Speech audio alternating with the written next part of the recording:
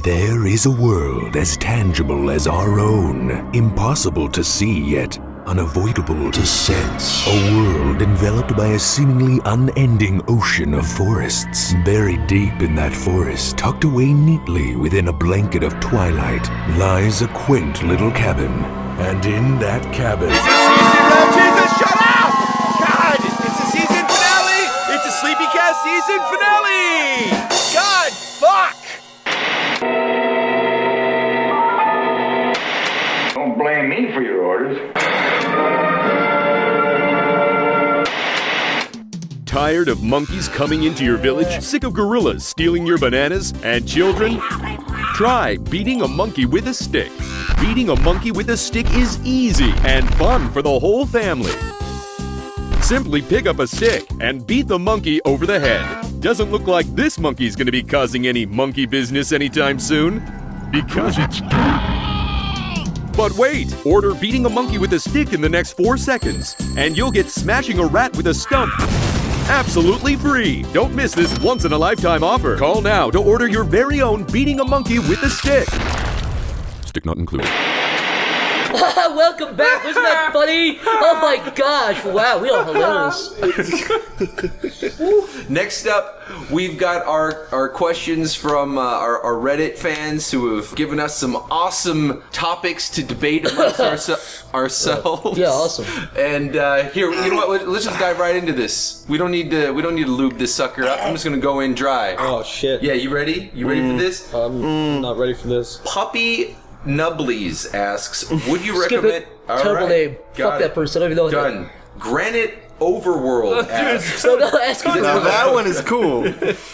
Would you recommend starting a business with your friends or working with someone else? No. What are the pros and cons of having your own company? Listen, here's a life tip for real. Don't live with your friends. Don't work with your friends. Collaborate. Reliability. Don't shit on your friend's table. That too. Don't shit when you have friends. Yeah. Yeah. Wait, is that a thing that happened, or is that like a metaphor? It's a metaphor. Oh, okay. There's 3 things: reliability, perseverance, and control. That's taekwondo. What? Really? Where the hell did you just pull that? I learned that when I did taekwondo when I was 8. They said Where did that exactly come from? word for I'm glad word. you saved that, Corey. I'm glad you fucking pushed other things out of the way to remember that. What am I here Thank for? you, Corey. You forgot long division, so you could recall that. You could retain But I that for remember my fucking 20 years. taekwondo 3 sayings. No, but seriously, the answer is... Yeah, dude. I mean, look, it's good to collaborate with your friends, but I would say be independent always, no matter what you're doing. Don't ever be dependent on anybody for anything. Especially Zach. Just stop. I'm starting to think my heart's starting to flutter. I did take my medication today. Your heart's starting to flutter. That means you were loved. Zach, you never actually told us that you were one of those kids with hearts born outside of the ribcage. Oh yeah. It's true. They had to push it back in. They just shoved it back It was into like their thumb. one of those little those rubber balls. Yeah. How come they never Just fixed pops it like in the other that? way. Just like tuck it back in between the ribs. Put tape over. Put a sock over it, dude. Look and see it now. It's fun. Just threw a new ground sticker. Yeah. All right. Next up, we've got Granite Overworld, and he. Granite Overworld asks. Zach sort of offhandedly mentioned he was a huge LSD fiend Drug on addict. the podcast. I was wondering if he could go into more details about his experience. I mentioned it in episode... Suicide cooking. Fun time. Yeah, to make it brief, basically, college, crazy college days. With my buddy, we took it wasn't exactly pure whatever, but it was like a shitty like chemical off-brand. It did the same stuff, but it wasn't Brand XL. Yeah, it was like a fucking without weird... Thunder for LSD. Did it have some weird name like it was Dr. Thunder for LSD. I mean, it was They had the weird like medical names like. Yeah, it was like XD. Yeah. I mean, whatever. Yeah, so I did that. There was a lot of interesting things. The way we knew we were high was my friend had these colorful coat hanger or clothes hangers, and they were like colorful plastic ones, and those glowed. Everything glowed perfectly, so we could tell we were high because we look at it. Yeah. We both experienced the same thing too. So it was like, oh, look at the coat. I was like, oh yeah, of course. Like our reality changed in the exact same direction. That's interesting. So that was it means that it was like affecting the same sensory parts of your brain. For example, the most interesting example of that was I saw writing on the walls, and I wasn't scared. I was like, dude, there's writing over the fuck. He's like, yeah, we were trying to like decipher it. It was just really weird. It was a weird mutual. I was coherent. I wasn't like, whoa, Yeah. Like you saying it like triggered it with him. Yeah, it was like you put like an Oculus Rift or something. It was like I was here mentally the same, but my reality shifted a good 5 steps that way. And his did too. So was interesting. So do you recommend it? I would say do a real version. Don't do a shitty one that can like give you a seizure and kill you. But yeah, I think if you don't have any kind of disorders, look into it. Because some people have something wrong with their brain where if they take a certain drug, it clicks your brain the wrong way, you're a fucking psycho, or it fucks with your vision or whatever. Yeah. But I would say if you're a regular person, it's a good experience. At least do it once, I think. If you Zach Hadel advocating drugs on the podcast. Do meth. So as far as drugs go, like I do feel like people should experience one psychedelic in their life to know the difference. Because when I first did it, I actually had. It's kind of really weird to say, but it's kind of like a. Do you remember back in like the Manson family? Oh yeah. I know it sounds crazy. I want to know where this goes. Did you fucking stab her 50 times? The girls like recollect like situations where Manson gave them drugs, and he was kind of like their trip partner who would take them through the trip, and he was completely sane in this like crazy world. Yeah, he was a complete hippie, wasn't he? I was kind of in the same experience where the first time I did it, I had a trip partner who followed me, who was completely neutral through everything, and he was like, "Yeah, you're just experiencing stuff." And since I was the first time doing it, I was losing my mind. By the way, I didn't do LSD, I did mushrooms. Yeah. So I did a more safer version of a psychedelic, and if I could recommend anything, I would recommend doing mushrooms, because real, pure LSD can, like, really fuck you up in some ways. Where it can, like, well, it also depends on what you take, than anything, too. I've heard good things about mushrooms. Mushrooms it's just like food poisoning. You said you took Molly. I had ecstasy once, except I took it when I was with a load of scumbags, and I started, like, one of them was like, I don't know, he like rapped or something, and he was kind of shit, but I kept telling him how absolutely, like, he's great, he's gonna be the next. Like, all the sounds are enhanced, all colors are enhanced, so when you hear someone who's like, very tone deaf, they sound like a fucking American Idol. Like, they're really good. You hear them hit, like, fucking retardandos and all those crazy musical words I kind of pull out of my ass and know nothing about. Retardandos. He's trying to say, like, arpeggio or something. Kind of slow down or something. But I would say, to build up the course and kind of wrap it up, I would definitely say, I'm not the best guy to ask for drug advice, but I would definitely say if you're going to do it with somebody who knows what they're doing, who's not a scumbag, who's if not sober, at least has a good grasp on how to deal with things. Be in a good environment. Be like in a nice, comfortable house that you're familiar with. If you're kind of in a weird place, you might get a weird. Those things get accentuated. Exactly. Yeah, you feel. Yeah, exactly. Avoid the 3 bad drugs like heroin, crack, and meth. Crack's not so bad. Crack's not the worst, to be honest. Come on. It's not good. It's really addictive, though. It's not good, but it's certainly not the worst. Well, it's not the worst, but those are the 3 I would say heroin's far worse than crack, right? Crocodile. Absolutely. Crocodile's probably the worst. But crack has Wait, is that the one where the people are running around naked? No, that's bath salts. But crocodile is the one that rots your arm off, and like because you inject it. It's like a Russian one, right? What? I think it's like big in Russia, right? Yeah, that's where it's Russian. These guys like, my arm is rotting off, and their fucking bones are like, but the highway's very good, but their arms are fucking pretty good. No, but if you are ever going to do drugs, the number one thing I would say is make sure that you trust the person that you're getting it from. Whether it's your friend who trusts the person that they're getting it from, but you never fucking don't go with no rapist, dude. They're gonna rape you. What do you think? They're gonna take you to a back alley and rape you. But seriously, if you are gonna have anything, if you are gonna experiment, it's not like anyone can really stop you. Just make sure. And part of being safe is knowing what the fuck you're taking and who you got it from. Stamper, give your drug advice. Go. Be naughty. Do drugs. Yeah.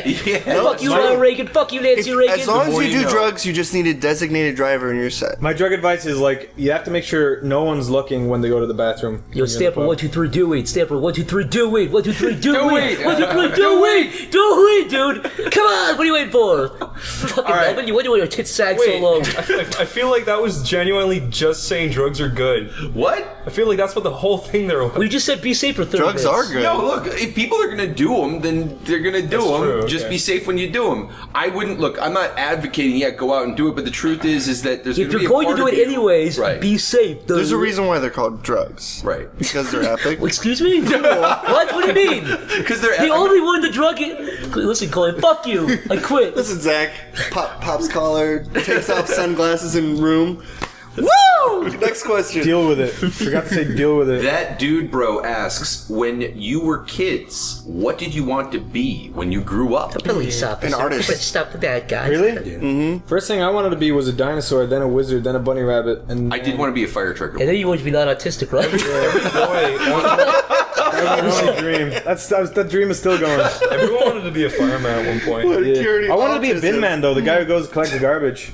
Why? I don't know. I just saw them around the place, and I was like, "Mom, I want to be that." She's like, "Well, that's no face boy." I don't know. Well, even as a young child, you set like very moderate and humble goals for yourself. Well, the bunny rabbit was kind of ambitious. A little bit. It's like firefighter, president, rabbit. I think. I never wanted to be rabbit/dinosaur/robot. I never wanted to be a firefighter. I never wanted to be a policeman. I wanted to be an artist. I wanted to be an astronaut. But I thought artist meant like painting pictures. I didn't know artist was like creative. Yeah, like I always thought I wanted to be an artist, but then I didn't know there was like a cartoonist and an animator and all these other variations to creating art. And I was like, no, I want to be a cartoonist. And now I'm like, no, I want to be an animator. I wanted to be a comic artist for the longest time, and I do recall very distinctly drawing a bunch of Mario cartoons. Oh, me too. Where it was like Mario and Luigi and Mario and other variations of Mario, like in different colors. I used to go to the store, go to Walmart and buy like 500 sheet, those like packs of 500 sheet things. Printer paper. And I'd have my own stapler in my room, and I would just take like 20 sheets of paper after I've drawn in them, and I'd staple them together. I'd make my comic, and I'd stash them in my little white thing. And over the years, I built a huge things of comics, and I did it till I was like 15. Yeah. And the autism was still growing inside of me. And then when I hit 16, I was like, what the fuck? Because I had like 400 comics, and then I found out about the internet. I did the same thing, Corey. I actually have some with the Newdon's office. Oh yeah, wait, did you scan them? What was it? No, that was real. That was the original thing from like 10 years ago. I also used to take... They weren't that bad either. They did look a little like Family Guy. Well, yeah, no, that was a huge influence at the time. I also used to take MS Paint and like draw a stickman like walking across, and I would have the canvas be like 14,000 in height, because there was like no limit in MS Paint, and then I would take the little side-scrolling ball after drawing 100,000 pictures and just scroll down. I was crazier, Corey. You know what I did?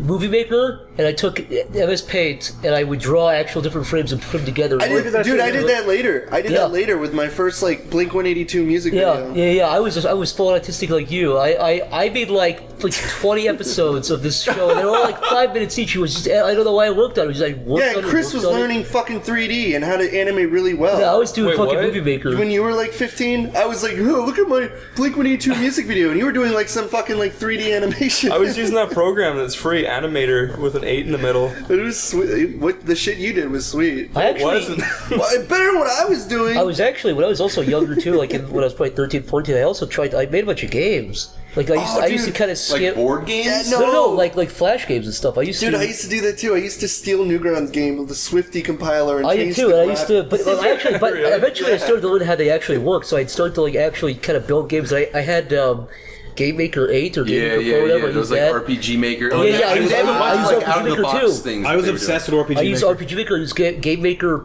8 or Pro, whatever the fuck it was. I used Flash.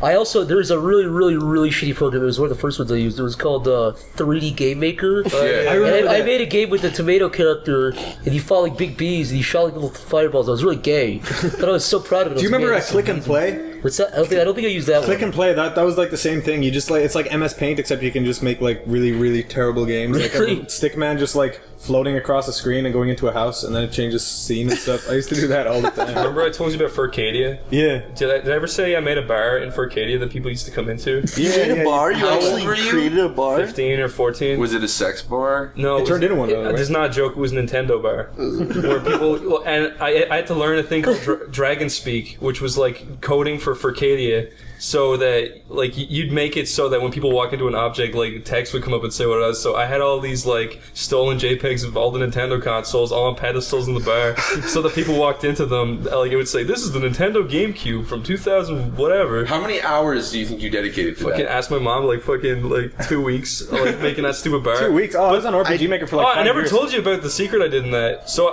there was one day where like 20 people all came in and all sat at the bar and just role played like they were at a Nintendo bar, and then 2 of them went off to the pool and they started like yipping each other. But I had a code so you could turn invisible. So I was like sitting next to them while they were yipping. I was like watching all the stuff they were doing. Just like puts his dick into her ass, and I was just like hi, and then they both like left. What about you, Stamper? What do you want to be when you want to grow up? When you were a kid, what did you dream? Baby Stamper, when he looked out of his window with a tear rolled down his face. Well, there's a couple of things. I remember for the longest time I did want to be a police officer, but that was mainly because my parents were both cops. My mom was a sergeant, my dad was a detective, and I spent a lot of time at the police station. and I'd see like all the weapons they confiscated from people under big glass. And then you grew up and spent just as much time at the police station, but on the other side of the bars. Well, maybe a little bit. But I just remember the whole place smelled like coffee, and I'd be in there really late at night, and people were coming and going as they pleased, and I just thought it was. There was something kind of magical about the whole. When you're a kid, you look up at all these guys that they're going out, and you find out that being a police officer is a crock of shit. The second one was my mom used to work at a funeral home. Oh, no. And did you hang out there? I did. I hung out there a lot, and there was something really nice about the idea of being the final chapter in somebody's life, even though their life is already over.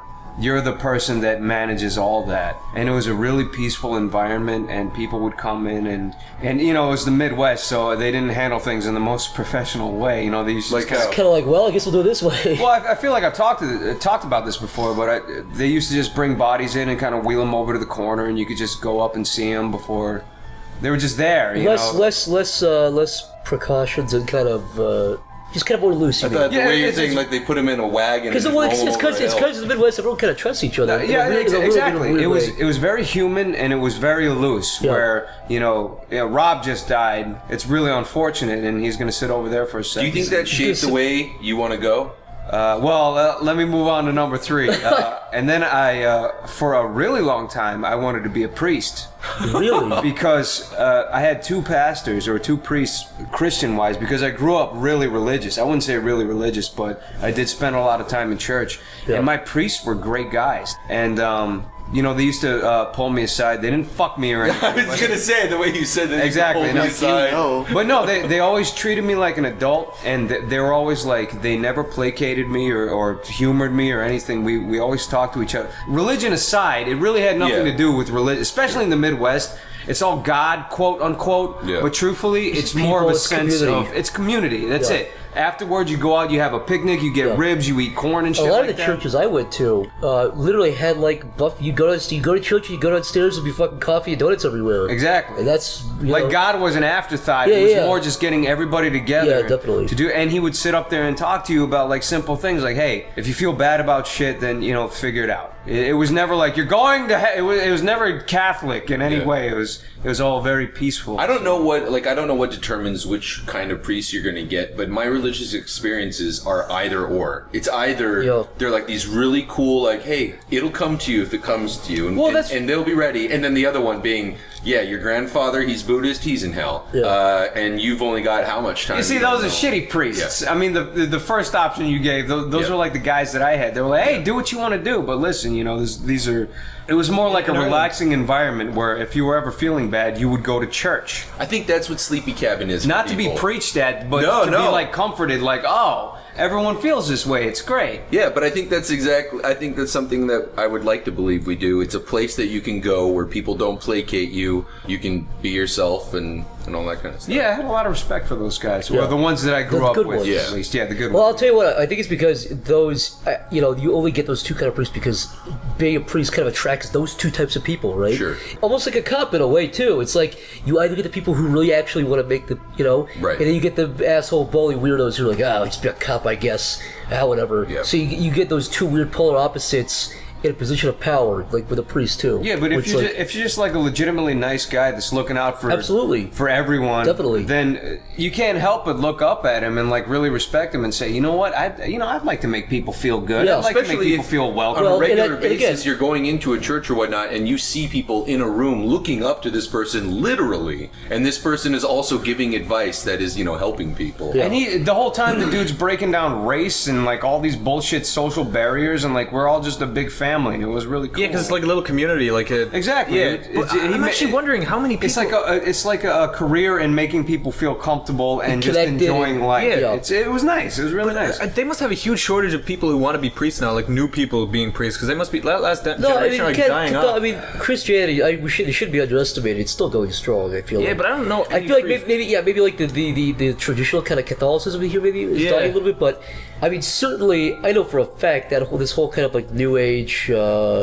not New Age, but this newer wave of like Protestants. That's definitely growing. Because my mom was Protestant, my dad was Catholic, so I had both, and I feel like the Catholics. Oh, you were a mudblood. Yeah, the Catholics were like the go downstairs. They were actually better in some cases, most cases, and the Protestant guys were a little bit like that, but they were like the guys with button ups on stage going, Jesus is great, guys. He's my good friend. We talked last night. It was great, and they have the Jesus rock band. See, that's the thing. And that second one is growing a lot. The whole Jesus kind of rock band thing. Because they're trying to connect to the youth more. Yeah. Going into a place and going, God love you, that doesn't attract kids. That makes kids run away. Is that why they started that whole new? It bores people. It fucking You fall asleep. Now they've got the new age Christian memes that they've been putting out and stuff like that. But unfortunately, trying to get the youth hooked. If you could do it right, though, it is a roundabout way of getting human beings together, and that's it. Yeah, it has I nothing agree. to do with anything else. I remember all my church. And you couldn't do that in any other form. Like, I couldn't just put an open call out to fucking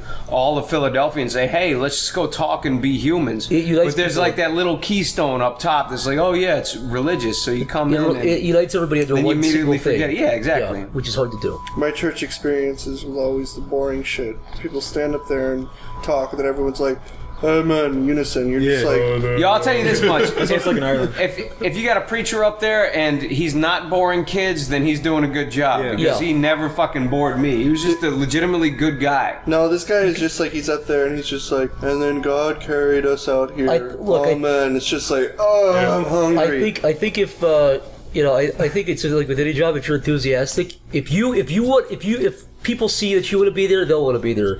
You go, dude, you'll never guess what fucking Jesus did. People are like, whoa, what's going on? Well, not necessarily, Zach. You're like, I guess he fucking crawled out of a hole or something. Not necessarily. Do you know those, like, when you're older and then those people come in to, like, they're very enthusiastic about their job to, like, sell, like, drugs in school, like, don't do drugs. Oh, those anti-drug guys? Those anti-anything Well, guys? there's being cheesy and there's being enthusiastic. And let me clarify, no part of my upbringing or life, early age, had anything to do with art or voice acting or anything. You just kind of fell into it? What I was thinking about was, a lot of it revolved around personality, and personality fell into art and animation because it's a way that you could do things like that. Like, a good preacher is all personality. A good... I wouldn't say mortician, never mind, because he doesn't really have to talk to anybody, but... Good police officer to some degree. Sure, it's all about dealing with human beings in a very positive manner and... Constructive, too. Yeah, constructive and just working with other members of society. And in a lot of ways, we do that through digital media. Definitely. So in a lot of ways, when you put out a cartoon, you're essentially preaching to people. Yeah. And you're with your comedy or whatever, you're not preaching religiously, but you're still talking to a wide audience. You're still evoking it. Your people feel different, and they're different after you've interacted with them. And I think that's what it's about. If you're a cop and you're a bad cop, you walk up and go, you've sped or whatever. You're not going to get anything done. But if you walk up and if after the interaction you both walk away feeling better about it and you fix something, I think that's it. And even making someone laugh, it's not like fixing fucking world hunger, but you're still making someone laugh. You're still evoking an emotion. You're still changing something a little bit, and you're still interacting a little bit too. So maybe everybody in this room isn't necessarily an animator or a voice actor, but they're a personality that's trying to get out in a way that just kind of connects with human beings. No, and I think you don't have to pigeonhole. That's definitely exemplified with someone like a PewDiePie or Markiplier, where clearly it doesn't matter what they do. They could be shitting on the toilet or sticking pencils up their nose, but they happen to be playing a video game, but it is, I think... People are watching for them. Right, and they're connecting in, like, almost a religious sense. I mean, numbers-wise, it's bigger than some religions. Well, look, do you want to help people, make people laugh, save people? I think you said it right, though. You don't have to pigeonhole yourself. I feel like a lot of people go, I have to be this. And if they I want to be a banker. If they're not a banker, they're failures.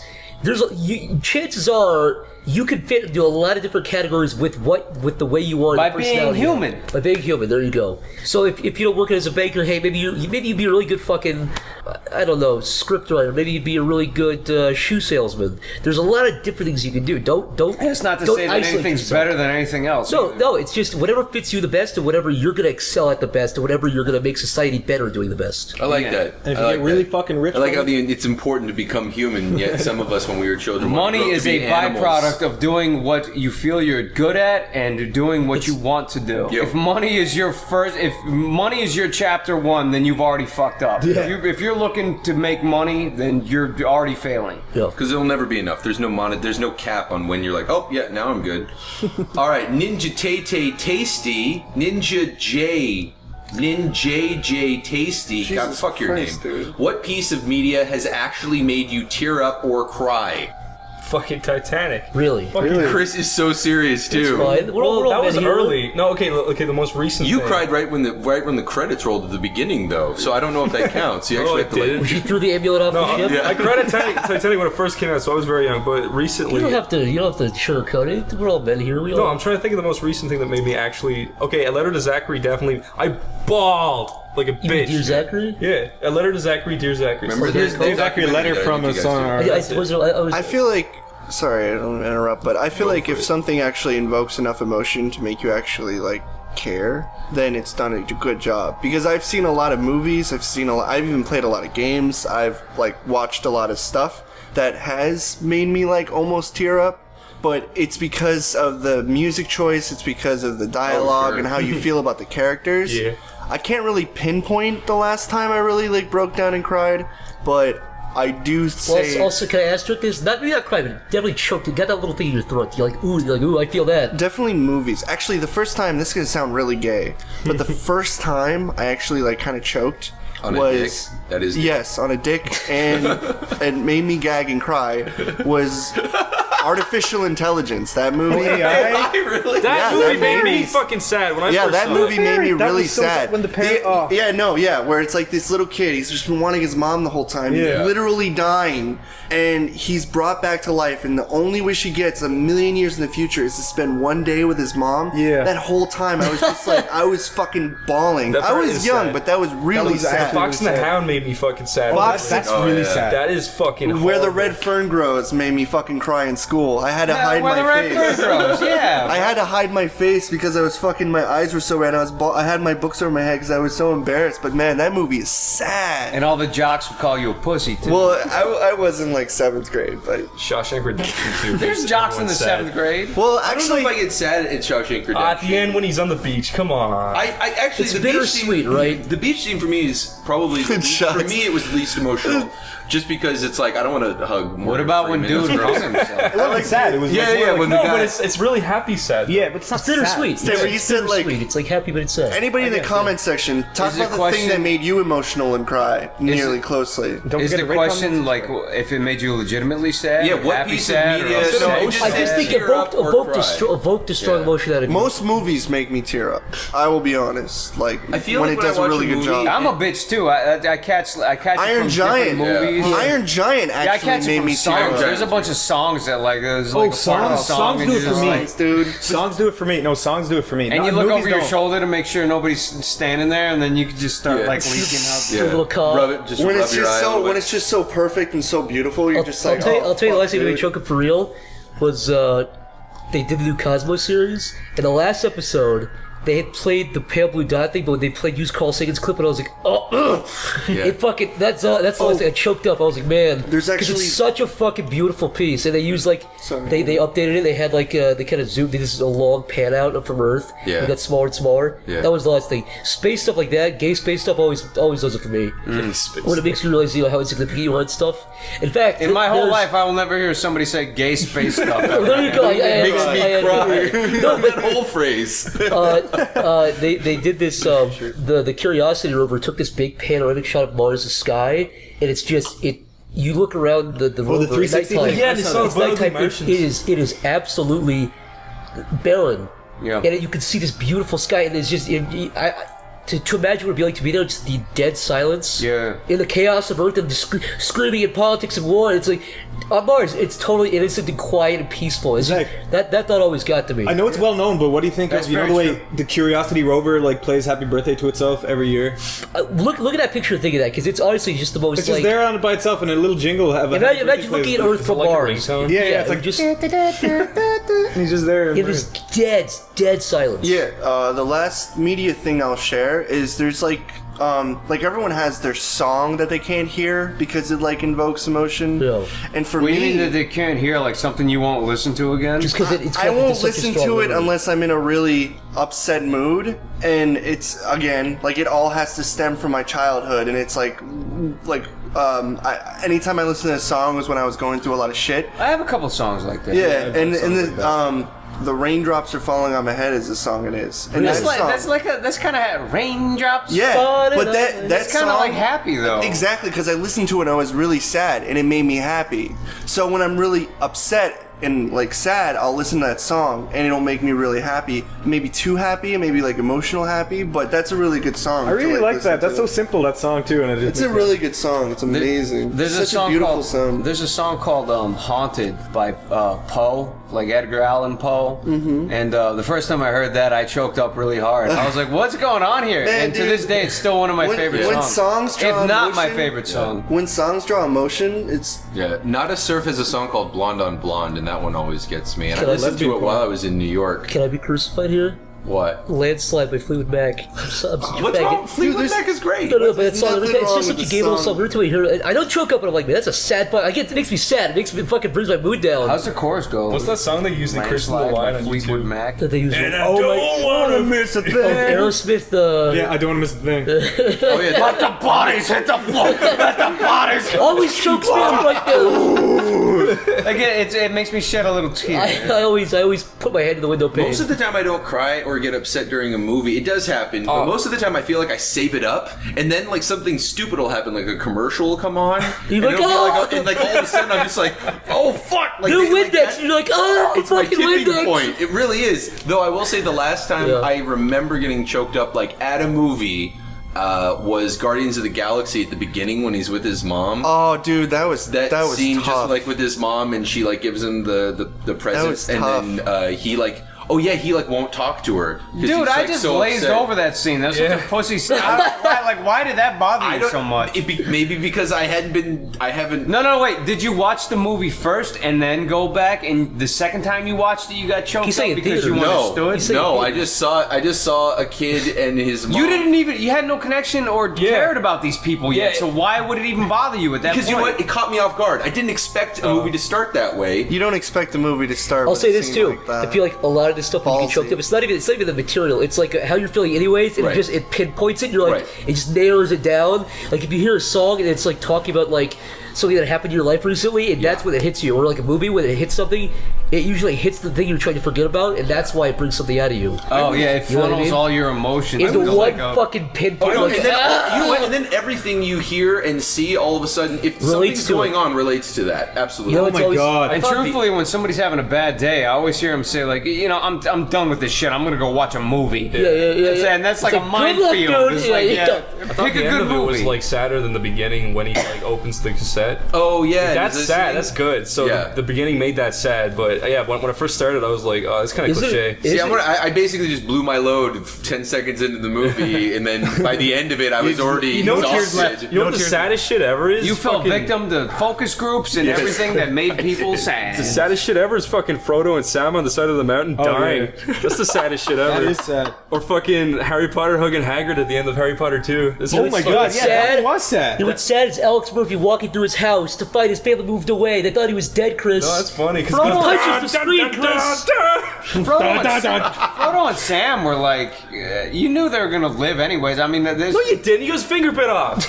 Yeah, but So I read, what? They could have killed him. I read the book, so I didn't. I didn't know. I really didn't know. You really? Oh, you know what? I still get choked up every time that the T-800 drops himself into the lava at the end T2? of T2. Yeah. He does the thumbs up and he goes in the lava. I have to watch it by myself though. I'm like, yeah, I'm just watching a movie. It doesn't really, because he does a little thump, and it's completely pointless. And like, they play there's the no song reason- Yeah, 'cause see, sad. we were watching it at the house the other day, and when that scene came up, Stamper was like, "Oh, I got to go check my messages," and went into the office. So I didn't know that was actually what was happening. I was crying. He was just crying. I was just crying. He was alone on the couch. Touching his forehead.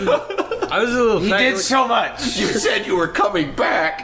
I was a little faggot. Like breakup songs worked on me when I went through a breakup. No. Well, it's funny. Whenever you're going through, thing no matter what about you're going songs. through, you'll see it everywhere. There's so many breakup songs. Either if you're in love, or if you're breaking up, or if somebody died or anything, you'll see it everywhere. You mean breakup songs like it really sucks that I broke up or break up songs. No, ones that like heartbreak ones. Fuck you, I'm glad that we broke up. Oh no, see, that was like a month after I listened to those ones. I was like, hey. I don't think it matters because it's like if you hear a happy love song the whole time, if let's say you go through a bad breakup, hypothetically, and you hear a song about love, the whole time I'm just like, you fucking idiot. And then when you hear a song about how love's shit, you're just like, no, yeah, I don't think the ones that be like, fuck you. I don't think you'll get any satisfaction in the ones, but the ones that are bittersweet in the way where it's like, I think those are the ones that... You guys are putting on all the wrong songs after a breakup. Yeah, what's that one song? You have to put on like Bomb Bomb Battlefield, just totally unrelated. I'm not putting these on, these are fighting, man.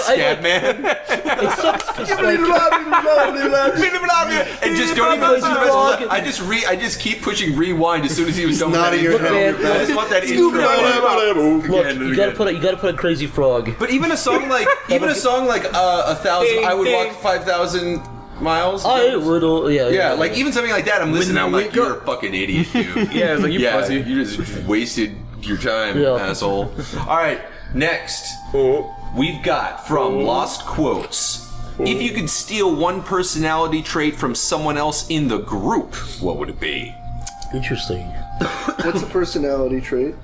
Anything that makes up a personality, like how happy someone is, how hardworking someone is. Yeah, a personality trait. I don't think a personality trait wouldn't be talent. It'd be charm, or it would be the ability, responsibility, or understanding, or wanting to learn. Nick, I want to take your focus. Focus. Yes. The way you can keep track of things, and the way you're organized with things like that. And the way you still commit to things, I need that. Give it to me. All yours. I would steal Chris's ability to learn different things very quickly. Yeah, Chris. I would definitely steal that too. Thanks. I would get a sliver of that.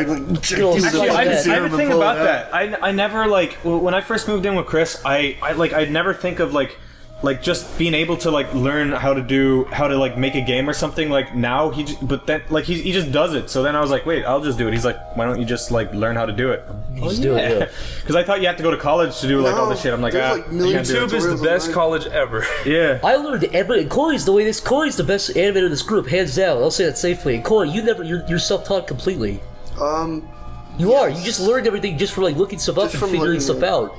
I think, dude, I've seen people with degrees in college. Yeah. Degrees who are fucking garbage. And I'm not good myself, but if you want to learn something, you're gonna learn it anyways. If you go to college with the expectation you're just gonna go through classes and get better, but you have no drive to get better, you're not gonna get better. If I had to steal one trait from one of you guys, we've said a bunch of other people, so I feel like it's good to spread things around. I'd either take Zach's general intelligence or Stamper's ability to, I don't know what the word is. Can I get half and half? It's not go through. What's that? Can I get half and half of everybody just to try it out? Yeah, everyone just pee into a cup and Corey drink it. Yeah. I will absorb all your. You're not gonna get any other traits, but you still just. Well, no, I mean, so it's either Zach's just general knowledge of just so many different things. And I know that's something I could work on, but I feel like you retain stuff really well. Thank you, man. And despite the fact that I do read a bit, I don't feel like I retain very much. That was one of the biggest problems I had in college, was that I had to memorize scripts all the time, and I have friends today that can just rip out lines from plays we did together. I cannot remember one word. I cannot. That's human nature. You're retaining things that are important to you as a person. Yeah, I'll tell you what, if I read something I didn't care about, it would just all go. The fact that I'm enthusiastic about it is why I know about it. Bingo. You know what I mean? Because I went through school. I'll say this, I was terrible at math. I failed 2 years in a row. I passed high school Same stuff. here. Passed high school stuff, but I Didn't can't do that. that. But, for example, when I went to astronomy class, I went in there, didn't study once because I already knew everything. I got A's on all my tests. But again, in other subjects, I studied hard, fucking did poorly. So they have a hard time gauging interest. It's in interest. students. If you're interested, you can remember anything. Yeah. There's a lot of people that are very interested in math. So I loved maths when I was in school. I did too. Why shove people through that funnel if they don't give two fucks about math? The school system is baffling to me. It literally just kind of came about by kind of improvising stuff. I guess we just what do kids do all day? I guess we just put them in a room and tell them what stuff. But it's the point of school is the scattershot, because because we're very, very fortunate. So school has lost. Well, yeah, but after 12 years, you'd think that you would have a better idea of what your strengths were and what you were interested in. The That's teachers, the point of school, though. That's everybody up top should understand what you're excelling at and what you and they should focus on simply don't understand. They do that in England, though. As far as I know, you only take 3 subjects in your last 4 years or something. What they do here, I go into real detail. The point of society is everyone has to work. Everyone has to do something. So you put kids, because average people don't know what they want to do. Most people when they're 18 or 20 or 30 don't know what they want to do.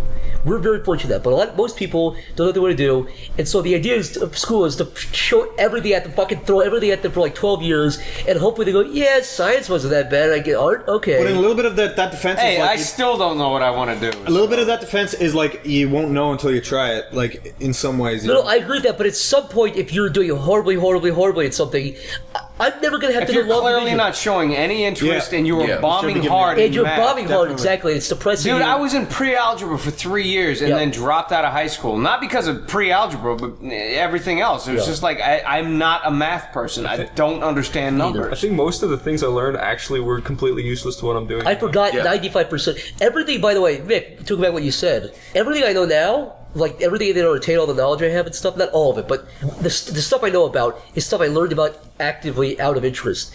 I don't remember anything from high school. Yeah. Anything. It's all gone. And I would say on that same note, Chris, I bet it's the same thing, as far as things that you do remember. So you're saying everything from school you don't really care about, but everything you do care about and know, I bet you learned after school. Or during school, separately. Okay, let's listen to this. Yeah, or during, you were sitting at home doing it. Exactly. Think of it this way. I was forced to learn Irish language. None of it's left in my brain. Mathematics, none of it's left in my brain. Geography is good, but I don't need to know about tectonic plates or any of that shit. So that's all gone. History, I like learning about that, but that was gone when I was in high school because I just didn't get that as a subject.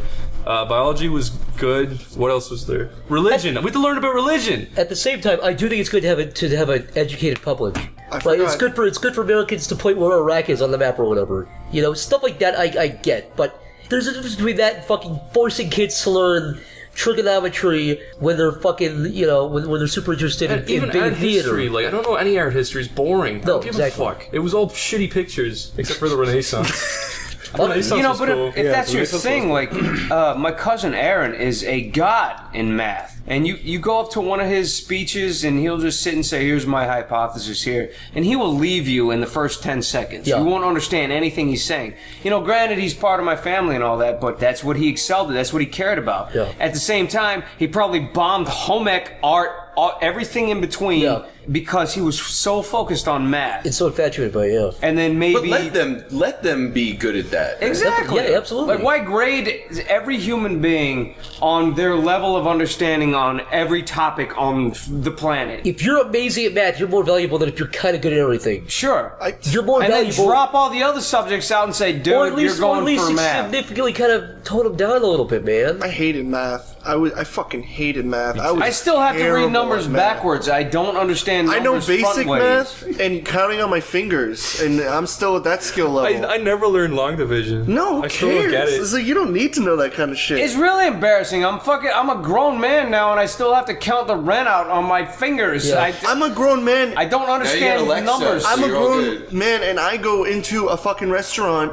and I'm like, okay, what's 15% of $20? What I do is I do 20% all the time because it's easier. I was gonna say, here's a fun tip for everybody. If you're in a restaurant and you tip 20%, it's super easy. All you do is take the first digit. If it's a 2-digit number, say if it's $20, take the first digit, multiply by 2. Yeah, but what if so it's $4?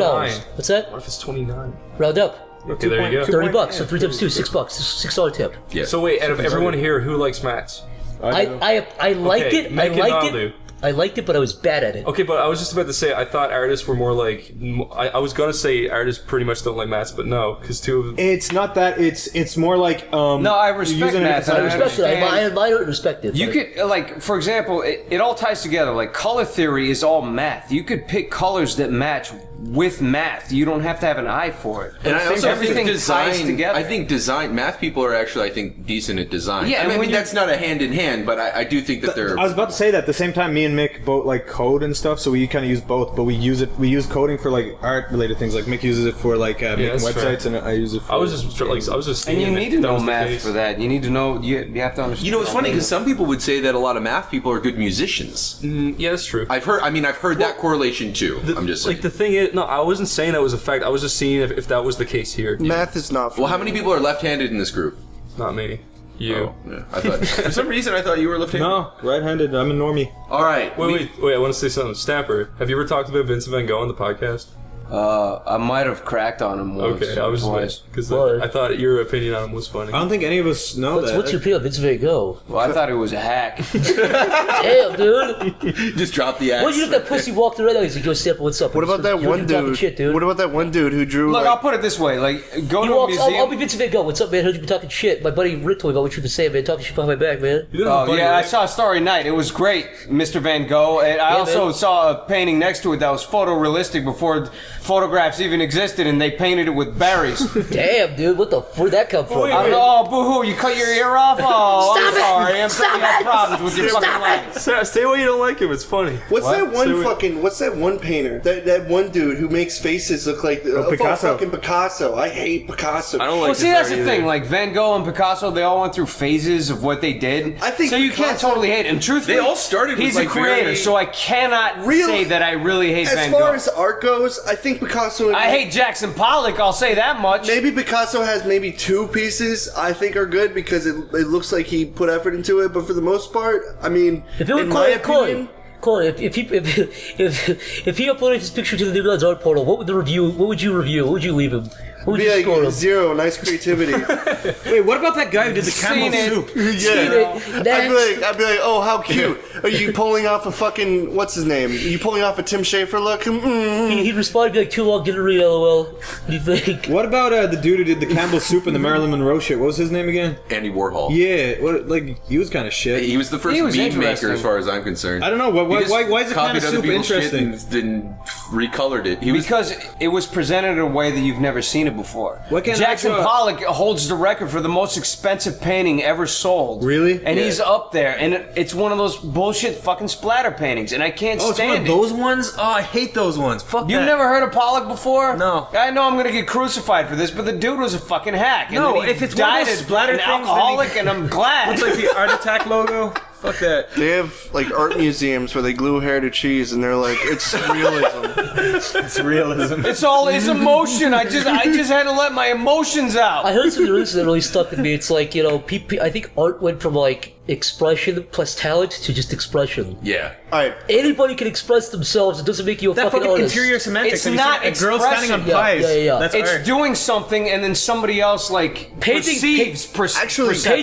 a photorealistic landscape with creativity and weirdness put into it. That's art. I saw. Hanging a tire from a different tire is that art? I actually think Free Bleed McGee is really one of my favorite artists. She's that one chick who bleeds on things. Oh yeah, the SpaghettiOs chick, right? I saw this video. She's a good artist. It's supposedly Realistic. art.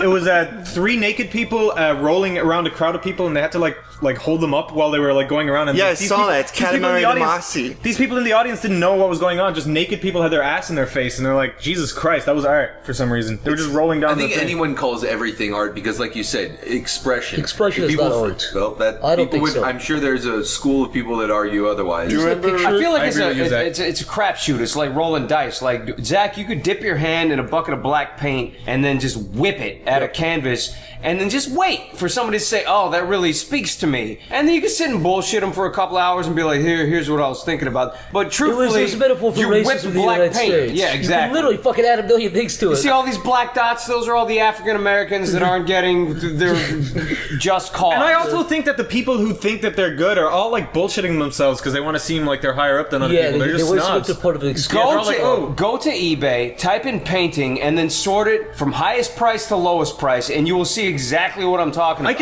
I was about to say that. I would be like, it's you know all what, splatter artists... paintings. Dudes asking buy it now price for $5 million. I could like waiting for it. I could sit my bare ass in paint and then sit on a canvas and say like it's a beautiful butterfly. You could do what that one guy does and pump paint up his ass and spray it out on canvas. Someone does that? Well, that one up me. And there's the other dude that like ties wires to his back and then he covers his whole body with paint and just swings into canvases like Spider-Man, and then he sells those. It's bullshit. It's complete I'd probably buy one of those. You ever see those side by sides where it's like? Granted, it's not that it's not creative, but it's still bullshit. It's still bullshit. It's not like there's no expression. That's literally what it is. He swung his body in a thing. You ever see the side by sides where it's like, was this done by a famous artist or a 5-year-old? It's like they put the side by sides. It's like, that sounds because they think like a 5-year-old. I think there was like a couple years ago. There was a 5-year-old who was like throwing paint on a canvas and it was selling for a fucking lot of money. They did that in New York. There was like that abstract museum, and then they intentionally did that where they got a bunch of finger paintings from first grade kindergarten students, and they hung them all up, and then all these art critics went there, and they were like, "Oh, I love the use of color."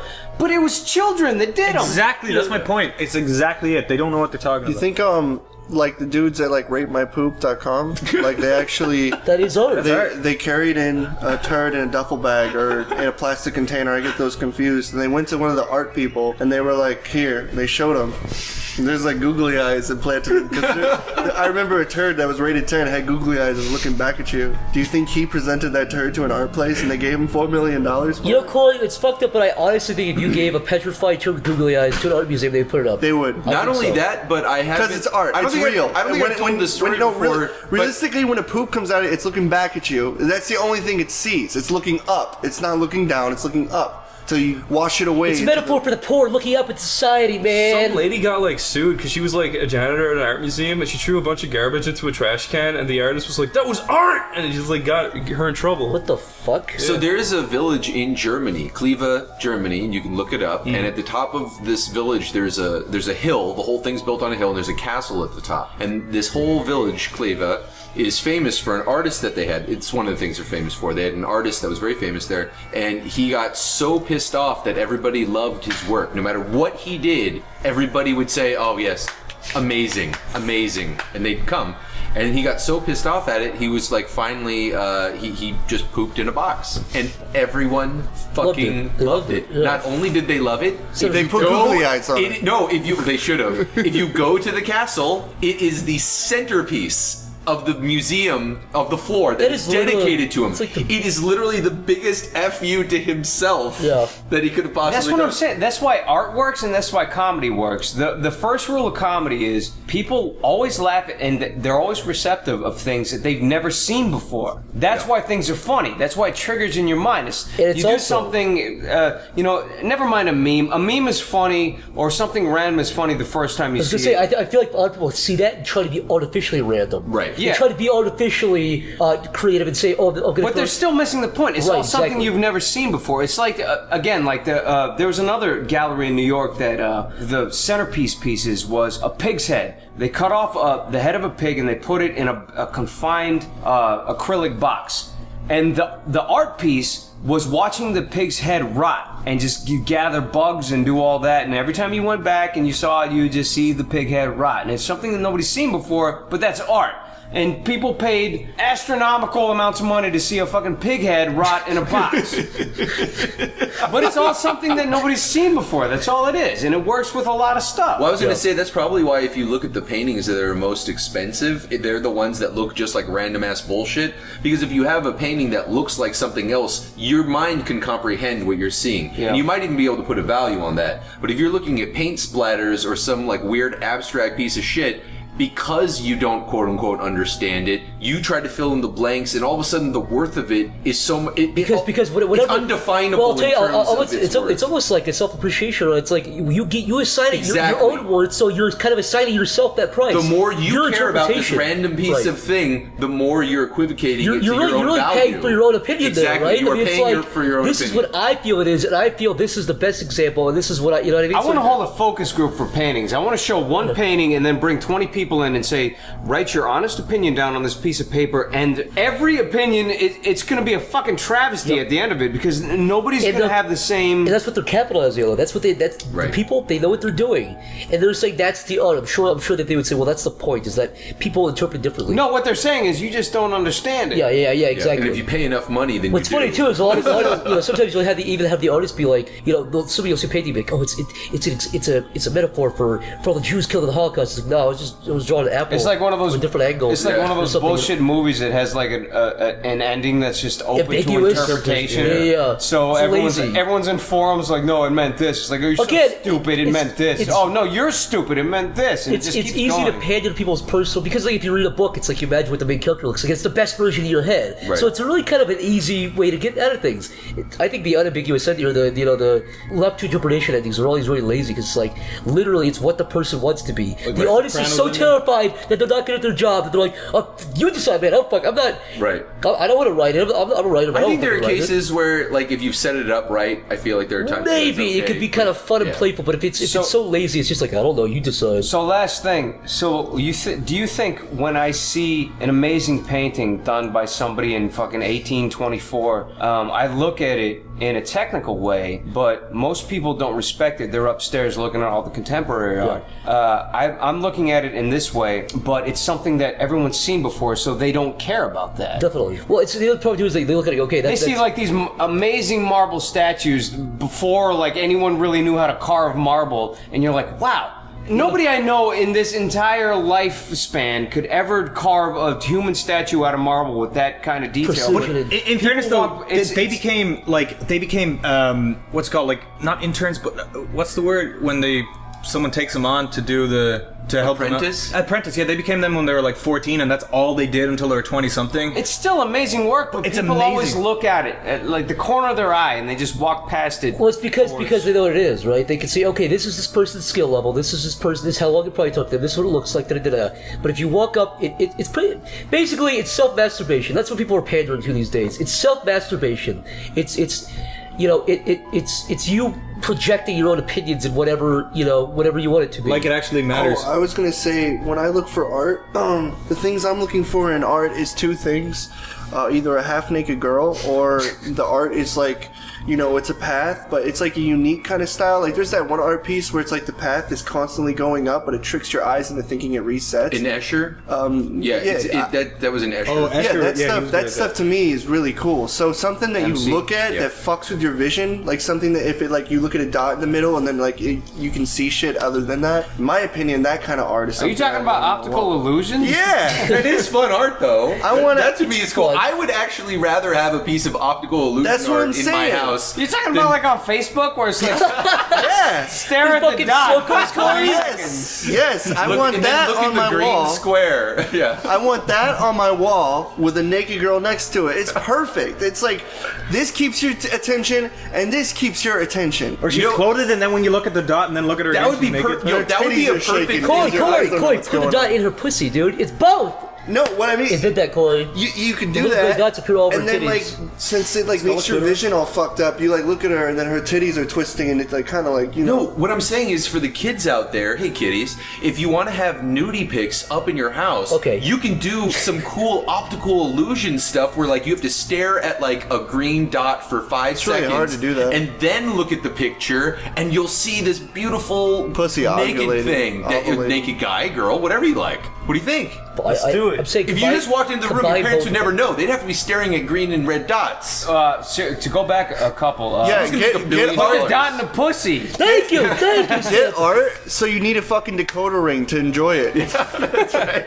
Next question. Yeah, we need to go on to the next question. All right. So next up from Potato. How does the decoder ring work with a dot pussy? Go on. Because you put the label on and it tells you which picture to look at because it matches up with the green dot. Anyways. All right, boys. Yes. B Biscuit asks, what's an easy-to-learn, hard-to-master aspect of animation? Oh, there's a new one. Easy to learn, hard to master.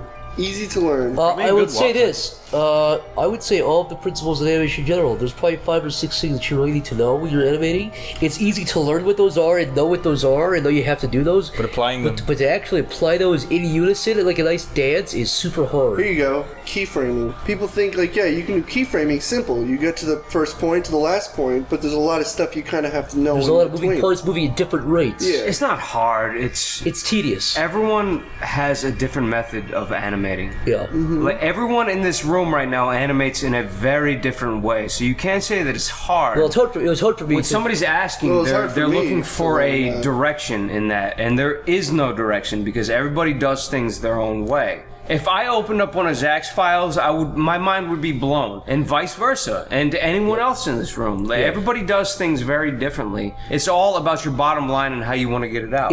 You will find your own way of doing stuff. I would just say feel it out. Look at everything you have and try to apply it your own way, and you'll find your own formula. You'll find, oh, this way works. I click with this way. And I was just talking about Flash too. Yeah, exactly. Flash too. So there's other programs and other programs. Methods. You could do CG. You could do puppet animation. You could do tweeny. You could do frame by frame. You could do limited frame by frame. You could do a million different things. Stop motion. For me, stop motion. Yeah. So for me though, it was keying and getting that down. For me, because they asked what is hard, and for me it was getting keys and following through with the keys, because you put a key and then you go through with it.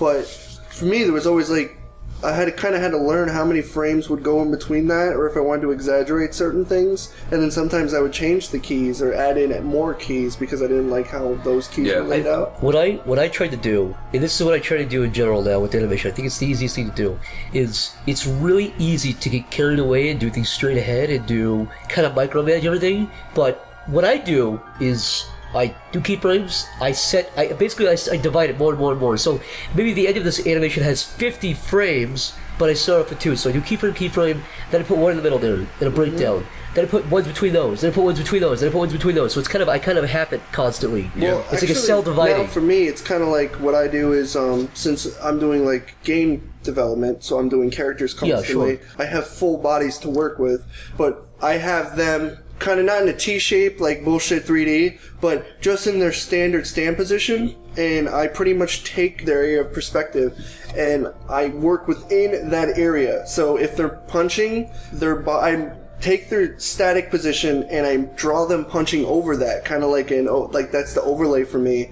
And if they're like surprised or anything, I use the original static position, and that's pretty much how I do keys. And it retains the same shape, so you don't get that wonky off the shape things because you have your original thing you were following. You were just moving with that, and I do that a lot for animation now. Like if I have a key, I'll work within the key. I'll take the head, and if the head's supposed to be looking up, I'll draw within the head if he's looking forward. But I just know the perspective is looking up, so I kind of got to figure out. And then you adjust the body later if you have to compensate for that. But you have the body there as a reference. The original. That's kind of what onion skinning is, though. Yeah, it's like you set an onion skin layer, and fucking Jeff has completely warped my way of animating. I'll be honest, in a good way.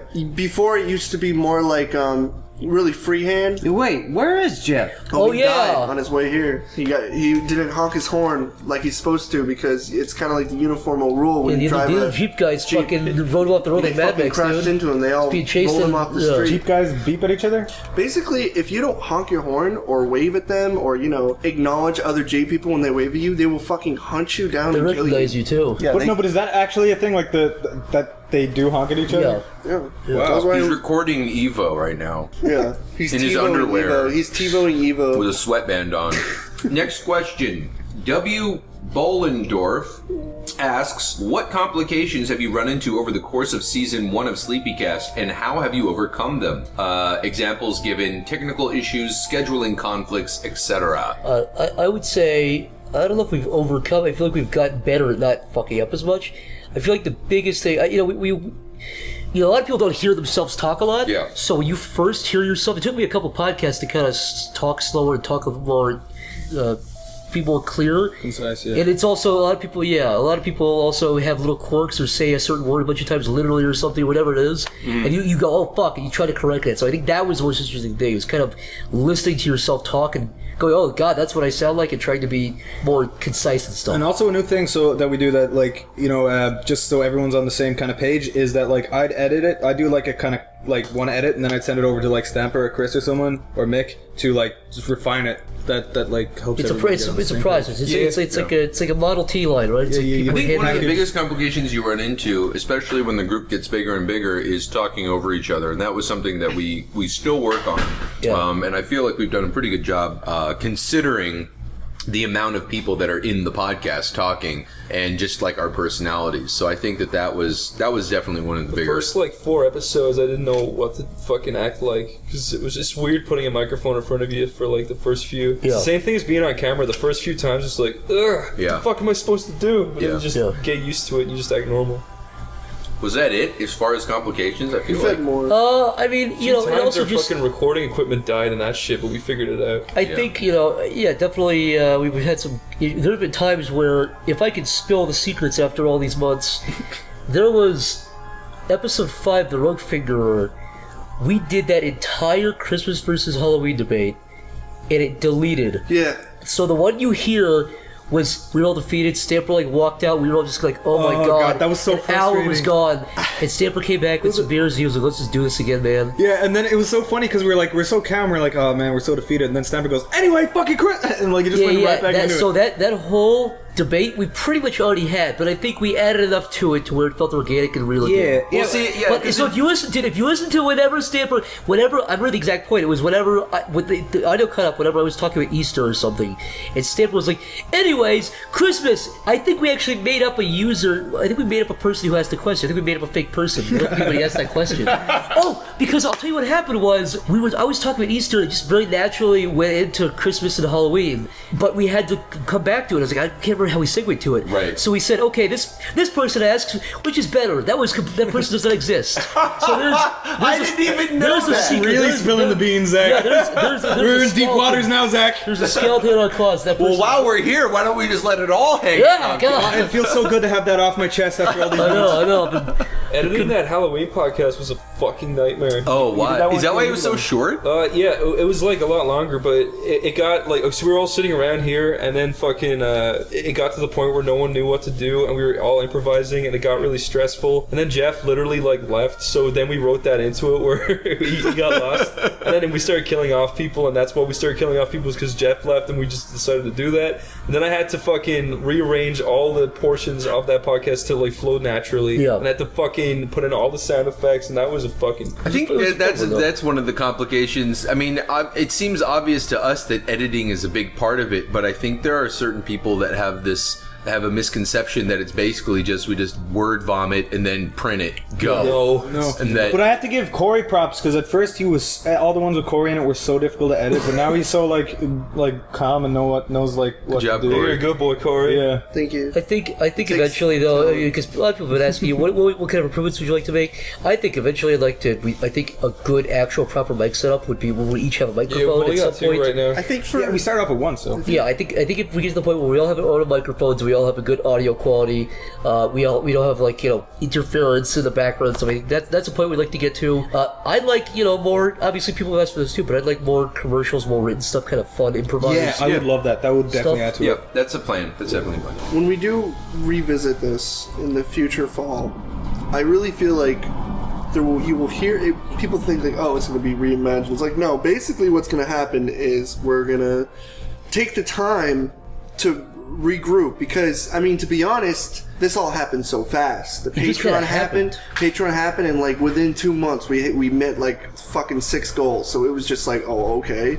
And none of us, everyone already had full-time jobs, so we had created all these issues already. And I feel now with this new season, we can buy the shit we need, we can prepare ahead of time. So none of this, Saturday, maybe Tuesday, none of this kind of stuff where we'll be kind of leaving. It will be out every Friday at a time, which we will have an actual time frame when we do it again, so everyone can expect it within a certain time. And also, I think something else. I would say don't consider the air quotes season 2 of this podcast to be like a reboot or like a reimagining. It's not a reboot. It's just what this should have been from the beginning. This kind of just we did the pilot. It's like, I guess we just do it like this from now on. It's like a trial. It's kind of like a trial. It's not a reboot, trial and error. it's a So this is kind of like reorganization. okay, this is what we did wrong. We're calling this like a pilot season. Pilot season, very long pilot that went on for 8 months. Yeah. What is that? 2 hours times 30? Oh, it's even more than that, that because Lost of all the lost episodes. episodes too. I think there's almost 100 hours of Oh my of god! podcasts. How many days is that? That's like 4 days. I think there is. If it's not 100, it's 75 or 80. I mean, it's a lot. It's up there. Yeah, it's Next way question. up there. Next question. Super Dookiness asks, do you think that traditional animation will ever make a comeback to the big screen? That's a really... If you're talking about TV show film adaptations, like a Family Guy movie, a Simpsons movie. No. I think they're asking... Like Disney. Is there going to be another Lion King? I'd like to think, but I don't think immediately, no. Yes, and we'll make Underground, it. yes. Mainstream, though. Yeah, I don't think Disney. You know, maybe you'll get like a weird off one here and there or You something. get that 3D 2D shit. It's so Yeah, much. you'll get. I don't think it'll be full on 2D. I feel like you get like what's that one, Paperman or whatever. it's called? Paperman, yeah. You get You'll that. get something like that. You're not gonna. I don't think you're gonna see full on 2D. Studios Make it- are trying to produce content, and Right. they're going to do it as Yeah. efficiently as possible. Exactly, that's what I was going to say. Like, drawing It's every too single frame costly, is dude. too complicated, while you can have a model that you can move around is much more practical and easy. Traditional animation, it's really charming, but at the same time, as much as I respect it, Yeah. Yeah, oh, it is absolutely. very... What's the Grueling. term? Time consuming. It's incredibly time-consuming. And grueling. I'll say this, right? I Grueling love and painful. 2D. I'm a fan of 2D. I'd love to see it come back, but I completely understand why it left. If I was the head of a company, I would have done the exact same thing. I think any Well, animator the bottom would- line is you're trying to put trying out to run a something company, animated. trying to get Those new cut. Mickey Mouse shorts, Disney is I And love company, those. Me too. Here's the thing, though. Where 3D has gone, in my opinion, there is stuff that's a little but there's also stuff that's very impressive. Like Sony Animation Studios, which did like Hotel Transylvania and Is that Cloudy with a Chance. Yeah, it's great. Cloudy with a Chance of Meatballs. Yeah. The way it's animated is exactly like a traditional cartoon. Yeah. It's very I've actually stretched. seen the smears and Exactly. and you can see like some of the what's the other thing? Smears and Yeah. Watch and stretch. No, where you see like multiples. Oh, that's Oh, yeah, that yeah. is smears, yeah. Exactly, yeah. You can actually see them, but in 3D. They do that. Yeah, They have- Who's and doing the Charlie Transylvania Brown? was the Who's doing the same new way. Peanuts movie? Oh yeah, I saw that in the trailer. That new Peanuts movie looks really fucking Yeah, good. exactly. It's super And That Popeye stylized. trailer as well looked great. Yeah, like the Peanuts one had like little black Except lines. Popeye, going. he looked like a little like hipster douchebag. Like he completely Yeah, he- lost everything that made him a man, and now he looks like a fucking He looked 24-year-old like a little boy. Apparently, their defense was it was a prequel story about how he got turned into Popeye. My honest opinion, though, it feels more like he can't be smoking a fucking like wicker pipe, and he definitely can't be having tattoos. And Yeah, kids. that He was a sailor. He fucking. Not anymore. You're This is the kind. Mr. This is the Jab. kind of You know stuff. Jab that- 2015. Yeah. Corn cob. Corn Yeah, cob. corn cob. What did I say? Wicker pipe? Same. Yeah. They're not making it same anymore thing. anyways. So basically, That's I what feel it like is, their 3D is intricating traditional animation stuff into its department, and I do feel like what it was before, it's kind of experimenting. You get a lot of really experimental 3D stuff now, and I do think 3D is a good medium as well when it's done right. I do think 3D can be lazy when it's done I'll say this too. I feel like there's almost a parallel to be said about 2D and traditional props and stuff. There was a dry period in both film, like where 2D died and 3D took over completely for cartoons. Yeah. And also at the same time, there was also a point where traditional props and stuff died out completely again. CG took over. Yeah. And I feel like now people are going, okay, you kind of exhausted. What That's you can do true. both. Yeah. No. So So now you've seen a reintroduction of traditional like, stuff, of practical props, effects practical and effects, actual props. absolutely. And That's so true. I think you can kind of seeing a good balance of that kind of reemerging. Maybe not fully. I don't think it's ever going to be fully back where it was in the 80s and 70s and 80s and 90s and stuff. But I definitely feel like 2D is probably going to come back a little bit. Like it'd be used within 3D. It'll be done differently, but it'll be back in a way. And I feel know, like same thing with traditional props. It's fascinating to me how this happens. Like back then there was like retro games, right? And people were all about retro games, and then like these like new age, like Gears of War introduced this new style where everything was very gritty and dark and gray. And then games come out and they try different things and then like evolve from there. But people are like, when retro games come out, have a retro feeling, like an old NES game you used to play. It has that NES style. People are really invested in it. And like, for instance, I think Rocksmith is coming back again, and people are all hyped about that. Like Rocksmith and like Rock Band is coming back. Like they're re-releasing Rock Band because like it came full circle. People got fucking tired of it, but that tired is now away, and people are like, can we get a new game? Like something? I'm bored. I want to play fucking Rock Band again. Yeah, rhythm games are coming back actually. Yeah, exactly, and that's what's happening. It's just like things reset. Yeah, I mean, even shit like fucking haircuts and clothing styles. I was just about to say that. Fashion, like the 80s. Like I feel like now like the hair like it's like almost like the 50s and 60s in a weird way. When will it be acceptable to have a Hitler mustache again?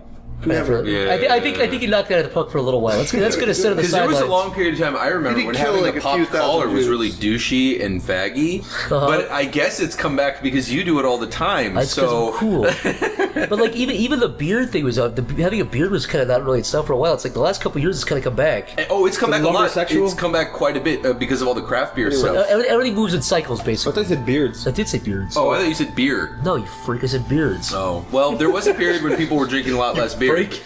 Sorry. Yeah, no, beards are coming back. I'm happy about that. Next question. I'm just waiting for back hair and neck hair to come back. Shoulder hair is the worst. Yeah. Rocketman49 asks, which cartoon do you guys personally feel has the best balance of both engaging story and visuals? Looney Tunes. Ours? Looney Tunes are great. Of ours? Tom and Jerry. Tom and Jerry. Tom and Jerry. For story, though? Yeah, because they don't even need to talk, and you like. Tom, you know the story. Like each one has a plot. You can figure it out. They don't even need to say words. It's just Golden Boy. I was watching Golden Boy. That's a really good series.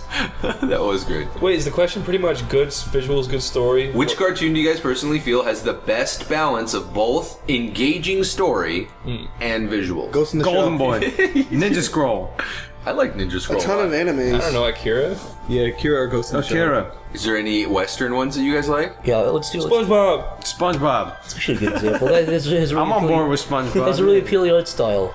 Real Monsters and Butt Ugly Martians. I'll tell you. I think. What was the last one you said? Butt Ugly Martians. I remember that had like one season, didn't it? Yeah, well, I don't know. It was shitty. I think story plots really. I think you know. I'm There's surprised nobody said Dragon Ball yet. Dragon Ball's good. Well, we said Western, not anime. Western. I feel like asking like, what's an artistic looking tune with story and visuals that tell the story? I think for a comedy, it doesn't even have to look amazing. It just needs to fit the comedy style. Like South Park works perfectly well with the comedic pacing. Like the comedic pacing is snappy, the animation, it's snapping. The animation is snappy. Ask the question again. Which cartoon do you guys personally feel has the best balance of engaging story and visuals? The Triplets of Belleville.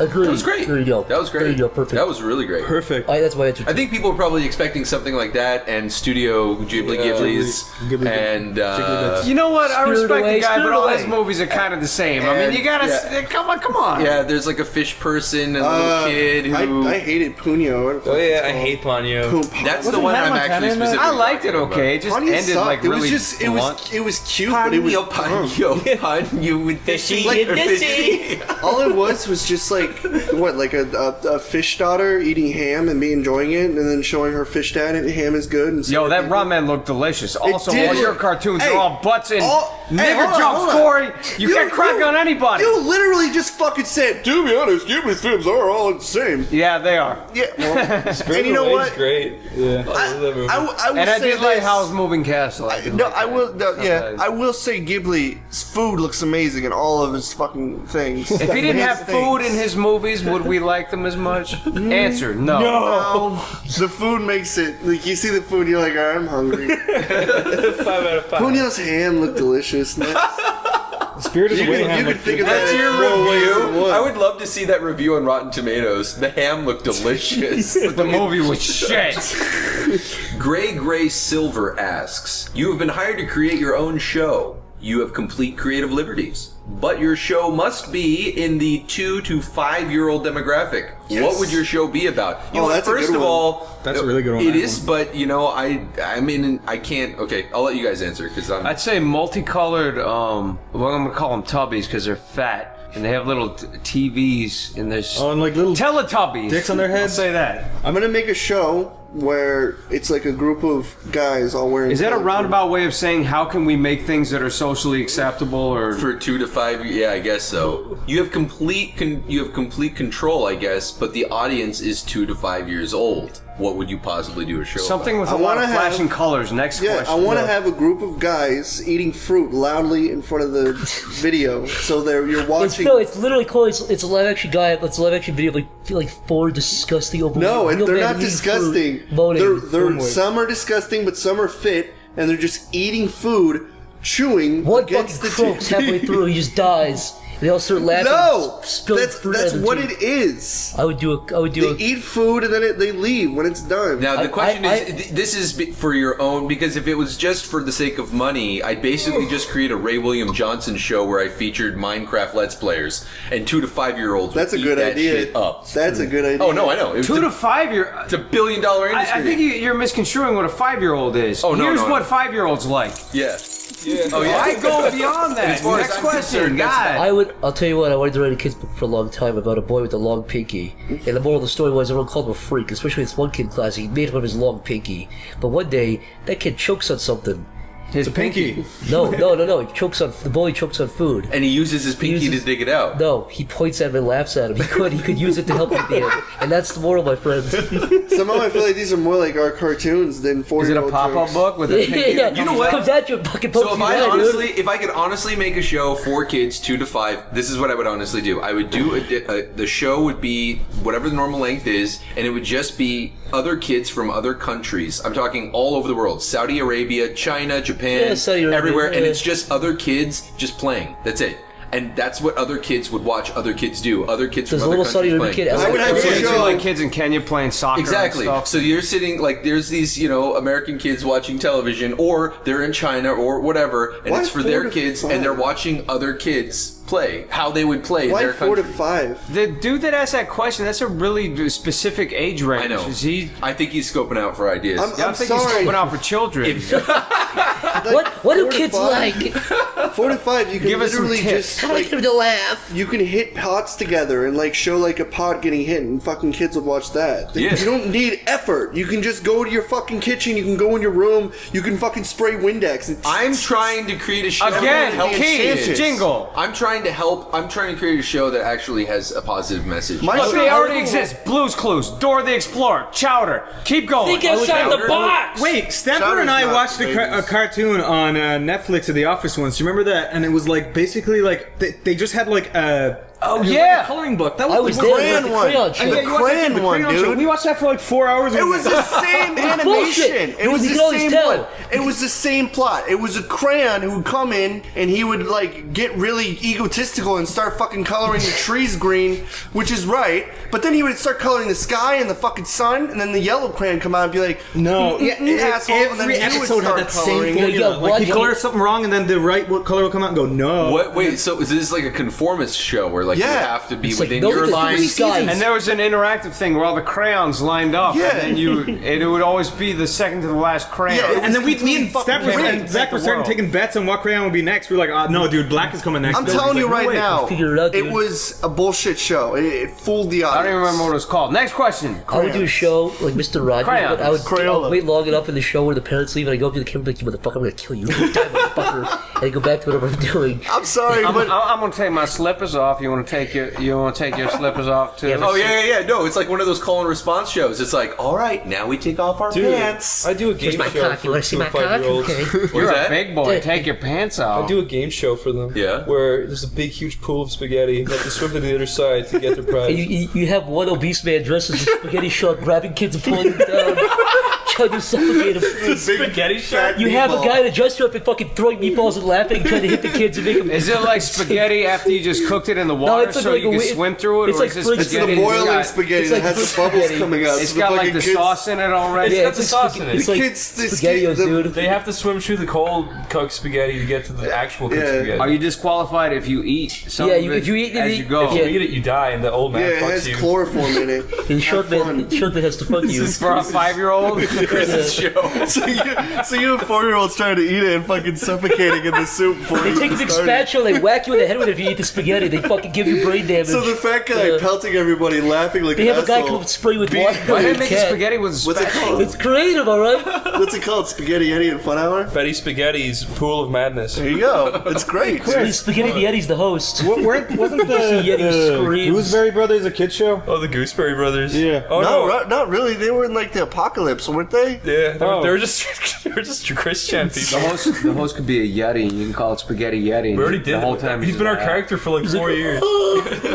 They actually do have that. We had a What? character called Spaghetti the Yeti and Betty the Yeti and Confetti the Yeti. if you look at the Helper's Christmas, that's the Yeti's name is Spaghetti the Yeti. That's what he's credited as. We have a whole backstory for that guy, so stay tuned for that, folks. Yeah, I got a pony named One Trick too. Oh, Fuck you! Fuck you! Oh, speaking of, My Sunday Drive asks, if you could send a letter to your past self, what would it say? don't start Sleepy Cabin. He's not going It's to a take long the letter. name. He's going to get this letter. TLDR, you just toss it in the mail. Sleepy Cabin doesn't You know even what's funny? If exist. Stamper ever sent himself a letter in the mail, it wouldn't matter because he's tossing in the garbage anyway. Damn, dude. Nice, dude. I Yeah. pay my bills. How come like fit people always have the smelliest farts? I'm not fit, Because they eat more protein. but I ate a bunch of ribs Oh, that looks. and Hey, pig so ears. sending a letter to our past selves, I would say... you're a faggot. I would say look behind you. Period. You know what? My letter would say maintain your composure. That's all it would say. I would just fuck with him. I'd be like, go to this address at exactly 12 o'clock at night. Carry a gun. You Make sure have you have a the life. amazing ability to send a letter to your past self, and you're gonna like play a prank on him. It's genius. But your future self will turn into a nervous faggot if you No, do it would that. be a different timeline. Doesn't matter.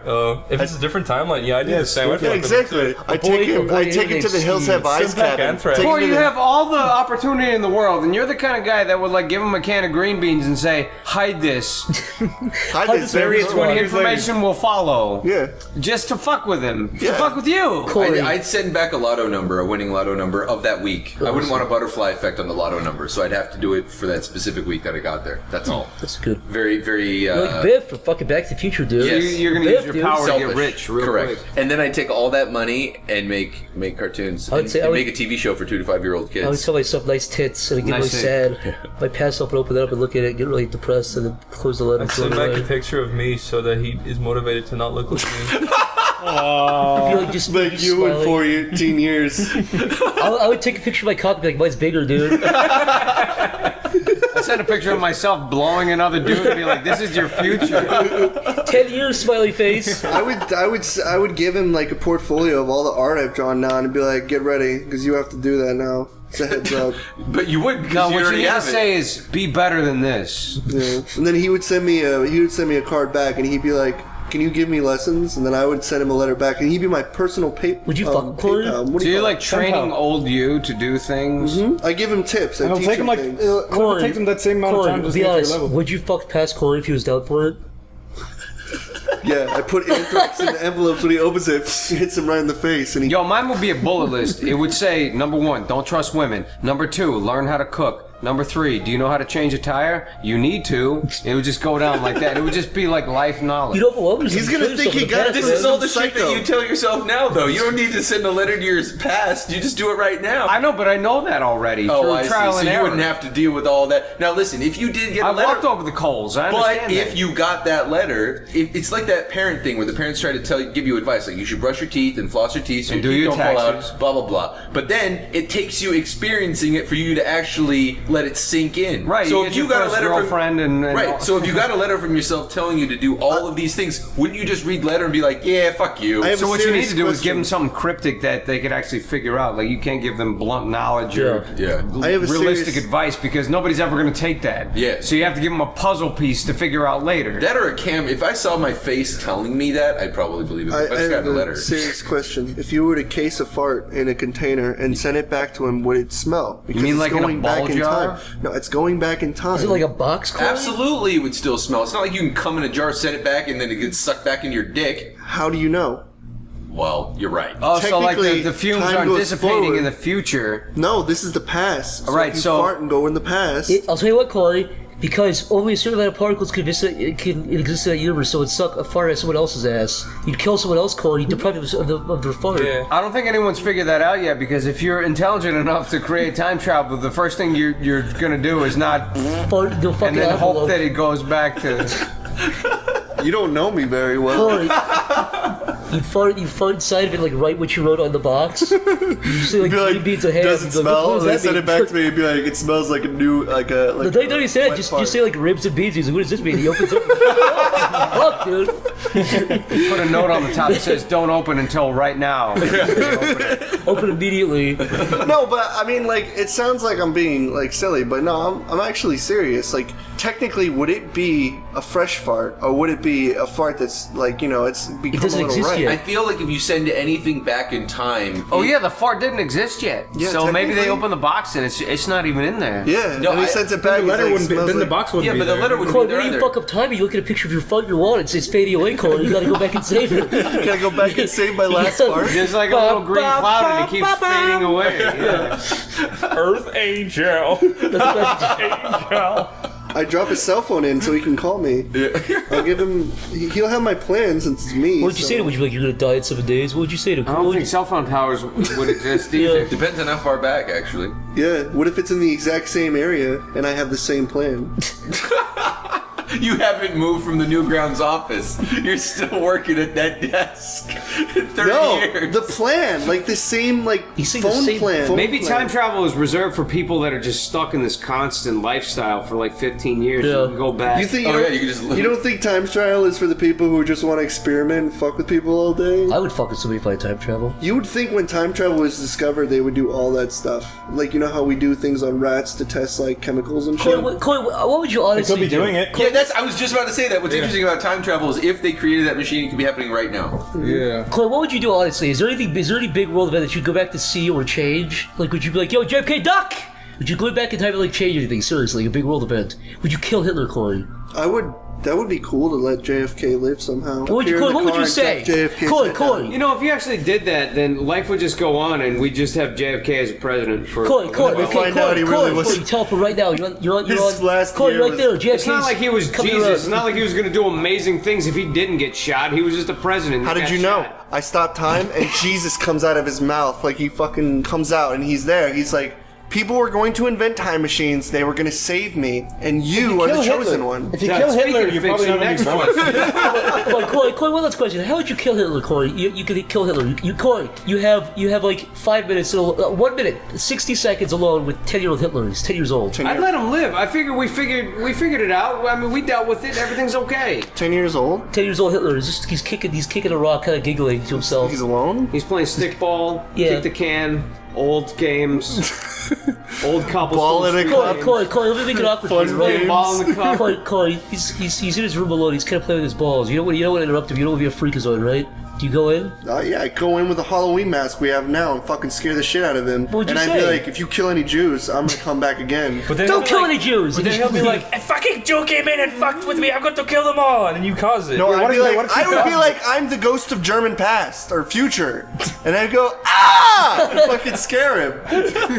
I wouldn't kill Hitler, because then you probably won't be born. Well, how many people did he... If you were like, if you fucking kicked the door in with one of our scary Halloween masks, and you were like, ah! Don't kill anybody. Corey, if you kill Hitler, all you have to do is say, I am King Jew. Don't fuck with us. If you killed Hitler, then your mom would be Corey, like, what do you mean you kicked the fucking door and screamed at him? Why did he go and stop anything he did at any point? He's probably doing something not that important. Corey, so he would still kill Jews. He'd still kill Jews. Dude, he'd be like, by the way, kill 5 million Jews. Did I ever tell you the time that some guy kicked in my door? Yeah, I just wanted to kill Jews more, dude. It made me even angrier. It made me kill Jews faster. You run in and you cut off his nose, and then no one will take him seriously. I felt like I needed to kill Jews faster before he couldn't see Kyle if he was covering his face up the whole time. He has a big nose hole. Like, what's on your head? Nothing, dude. It's fine. Just shave his mustache off. He wouldn't have the confidence that made him so big. Kill him. He would kill the Jews to try and find, like, the Halloween masked man. It could happen. Next question. Oh god, sorry, next question. Alright, ding ding ding, we've got... And you're tired of Hitler things, and then you brought it up again! Corey, how he'd kill Hitler. Alright guys, we've got to the point where we're gonna have to get into the lightning round. Lightning round! Lightning round. Here we go. Cool Square asks. Who wants to be a millionaire? Cool Square asks, if you could change one thing about yourselves, what would it be? Go. Wouldn't be gay. Stamper would be gay. I would get healthier and find a good coke dealer in the neighborhood. I'd lose my goblin body. Same. Next question. I'd stop drinking. I would stop drinking. All of us would be prettier. Yeah. You should keep drinking, but Yo, I'm beautiful. Speak for yourself. I'm fucking handsome as shit. Whatever, goblor. No.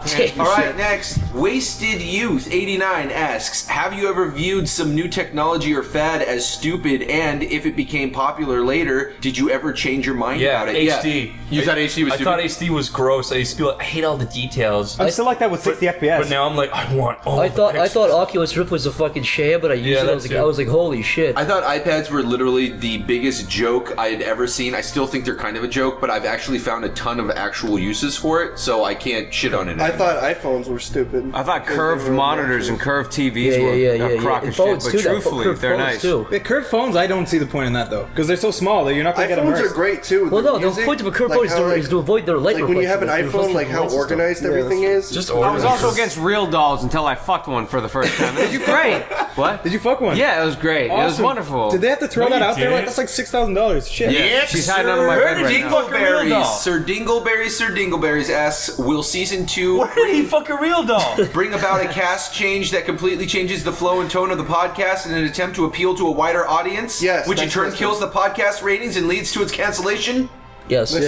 All right. Okay. Must Resist Fab asks, something positive. What have been some of your favorite or most memorable interactions with fans? Not sure if this has already been answered before. I already know. It's when people were giving us booze on stage at any of the conventions. Any of the conventions. Yeah, free alcohol and free food. I know it's a lightning round, but I have a really good one. I don't know if I ever said this on... Then you better make it lightning fast. I'll try. Okay, so we just got out. It was MacFest, and then we got out and we were signing autographs outside the place, and then this little blonde-headed kid walks up to me through the crowd when I was signing everything, and he hands me a notepad and says, "Can you sign this?" And I was like, "Yeah, of course, man." And I signed it, and he was like, "Thanks, Dad." And then he like panicked, and then he just walked away. And then I signed a couple other things, and I was like, yo, did that kid just call me Dad? And there was complete silence the whole time. Like, nobody knew what was going on, and I didn't know what was going on. And then I signed a couple more things, and I was like, did that kid just call me Dad? And everyone was like, I heard that too! Is that your son? And I was like, no! He just walked up, and it was like the biggest... How old was he, Stamper? Dude, have you ever seen a movie called Bad Santa? Yeah, He looked exactly like the little blonde kid in Bad Santa. He came up... You're Bob doing that. That's the relationship you have with this kid. And, you know, he was just this little kid. He came up and he called me Dad. And you know what it is? The look on his face was fucking hilarious when he realized what he said, and then he just waddled away. That's so fucked up because he's probably listening. This is a MacFest. Stamper, how old was the kid though? I'd say like maybe 12. And how old are you? 12, you know where he's 14? Going. You know where he's going. No, how old are you? How old are you? I'm 32. Hey, it's possible.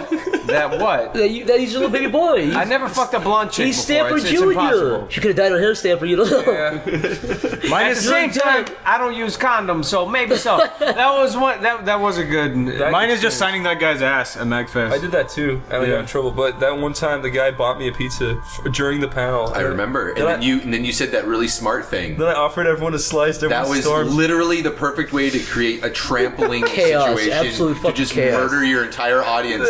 Everybody come up at the same time to get a slice of pizza. It was worth it. Everyone got free pizza. 300 people Did you just even get literally converging on Oh, themselves. we tend to sign asses and titties and butts all the time, but you know, mine was like a slice of human life. Yes. There's always like these things that you don't even expect. Like you always expect the worst, but then like the one thing that comes up just out of nowhere. Yeah, it's hard. It always kind of catches. Yeah. It's like it T-bones you out of The nowhere. one that you would never think of yourself, it just happens. One thing that did T-bone me a little bit that was easily one of them was just recently at Too Many Games before we did our panel. It was the first time I actually recall seeing like a whole room of people standing in line, and I even asked, I was like, what is this for? And they're like, dude, it's for the Sleepy Cabin panel. And I was like, oh fuck.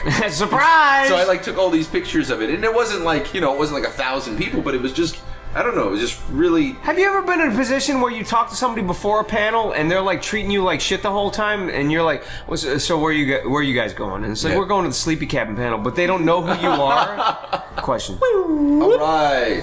Heber Macaroni asks, do your parents know about Sleepy Cabin? If so, what was their reaction to discovering it? My parents have seen quite literally everything I have ever made. They've listened to all my music, they've seen all my cartoons, and they respect me to the ends of the earth. My parents also. And I respect them. The end. Yeah, my parents have said, they've also and then my mom was curious about my tattoo, and I think her full reaction was, oh, and that was it. What, really? Mine, anytime I talk to her, she's like, I hope you're doing appropriate stuff, because that stuff follows you to jobs and stuff. I was like, whatever, Mom, that's it. That's right to the top, bitch. Next. Did you say speak for yourself, Mom? Ooh. Damn, dude. Yeah, man. My mom and dad like the stuff I do, except like for the like your podcast. parents are fucking gods. I mean, give me a break, man. They're just people. Exactly. I don't want to end up, that's kind of mean, but it's true. Oh, it goes. I like how you just cut that off. Finish that thought. What about you, Corey? Nope, next question. All right, Doug. Lightning! Well, we can edit it all again. I know, but we need cool things like lightning! Next. Packages 33's on. Congrats on 30 episodes and all that stuff. Question: what hobbies do you have outside of drawing? Jacking off? Of course. Games? Photography? Voicing? Piano? I do what I do because I like what I do. I like making music. I like making cartoons. I like adding voices to things. I like doing all of this. These are my hobbies. We've had this question. I got crucified because I say I like to walk a lot, just nowhere. Just Our hobby's kind of our jobs. And I like cooking. But they're just saying outside of drawing. They're just saying outside of drawing. Hobbies outside of drawing. Pretty much. I don't know. I guess I like to try to read. I try to write. I try to learn You're stuff. trying to cook now. I've been cooking lately. I've been exercising. I used to Feeding people. I used to write songs and play music, but I don't do that as much as I used to. You should, Corey. You should. You're amazing. I like learning about game design. Yeah. And I'm super good at jerking off. Super good. I'm like the best person I know at jerking myself off. Me too. Just wait till you get in the ring with me. Williams all the way. What do you mean, like me jerking you off, or you jerking yourself off in a competition? If you want. It's open to interpretation, like the last. If anybody else jerks, I'll just say like. Nobody can jerk me off the way that I can jerk myself off. That's true. I'll say that. But you still have to tell all the girls that they're great at it, even though they kind of hit the tip a little bit too much. You're like, God damn it, make Too slow, too clunky. Let me do Like it. they're just trying to fucking rip it off. They're just like. Can I tell you something, girls? Whenever a guy takes control, he's like, "Let me show you how to do it, idiot. Let me show you what's done, what's what." Idiot. We're gonna control like a blast in 2 seconds. I'm used to grabbing my dick as hard as possible and just going as fast as I can and being like, yeah, that's it. I'm used to this speed. This is too real. Corey, It's what lightning the round. fuck? Not lightning jack off round. God That is damn, lightning Corey. round. You're doing that so fast, your face got a little pink, and I just imagine. That's what it is. You're just like, used to this like grip. Oh wow, dude. All right. Corey, did you ever learn how to jerk off? I'm actually kind of worried for your. You'd be one of those for your health. Who learns how to jerk off? Though? It's like your dad doesn't teach you. I started jerking off like 3 years ago. If that's the way you jerk off, we need to talk later, dude, because that's scary. I fuck my own I just grab the top of the head, just a little below it, and I just go up and down in the sensitive area, and that's all. Dude, you're gonna snap your dick off like a celery stalk and complain that you're gonna have to call somebody to go to the hospital. No, I'm not. I did recently get in this thing where I like to pinch the base of it and smack it around, like literally just like. That's a lie. That's actually That's true. What I'm saying is true though. I don't grip it so fucking hard I can feel the inside of the tendons ripping off. I fucking do it to a point where the water lubricant of the pre-cum is becoming now liquid that I can jerk off with. Wait, you pre-cum all over your dick? Dude, you literally just went like you were like animated in ones at 60 frames. I was like, is this really how you're jerking off? This is fucking insane, dude. You can't jerk off that fast. Something bad's gonna happen. Corey, do a jerk off face again. I want to see you jerk off face. No, don't do it again. It's really intense. Oh yeah, now it's all like casual. No, it's- yeah. Because somebody called you. Yeah. I'm blushing. I don't know what to say. Williams all the way asks, what's your opinion on fake boobs versus real boobs? If they're done well, I like them. I like big fake boobs. If I could squeeze them. Next question. Yeah, I just don't like fake boobs when they lie in their back because then it looks like these weird lumpies. Yeah, or the ones where the before nipples are sex. pointing different directions. I don't like fake boobs. I like when they're- titties, even if it's just like a little nipple and there's no fat. Big I don't titties, like, real titties, big titties, small titties. No, they're I great. don't like fake boobs when they're like the perfect circular things. I in the prefer stomach. real boobs over fake boobs. I'm not gonna be a fucking I like weird big picky. mashed potato fake titties. I just like girls. Yeah. Me too. Nard Puppy asks, if you were a supervillain, what superhero would you want to be your arch nemesis? Some dude with really Ant-Man, tiny I could just titties. step on him. Ant-Man. Yeah. No, you couldn't. I've never watched that. I haven't seen Ant-Man. Aquaman. Because he's lame? He's a fucking fish. Aquaman's not lame, asshole. They just haven't done him justice yet. Aquaman's lame. They one cool thing about not lame. They one cool thing about Aquaman. Yeah, what is that? Oh wow, I can talk to fucking. I can talk to whales. How about this? I'm gonna stand on the ground. No whales are gonna jump out. Hey, bad guy, come to the water and get this shit. Ocean Fucking have takes a whale up attack your 75% ship. of the planet's surface. Excuse me, can And you there's lots please- of creatures there. Excuse me, can you please come into the water? I can't reach you when you're up on the ground, please. You know what? There's no iPhones underwater. That's so fucked up. You're gonna see why. Aquaman would only be cool if there was no other superheroes in the vicinity. You know what? I'm gonna let the community back me up on this. All you fucking assholes. Yeah, we're gonna let the community Aquaman's cool. Dude. Aquaman's such a fucking nerd. He was put in SpongeBob. You were such a nerd. You're putting a fucking short bus. Fuck you. He was Barnacle Boy and fucking Mermaid Man. That was supposed to be Aqua Boy. What the hell are you talking The about? unpopular Puffin opinion.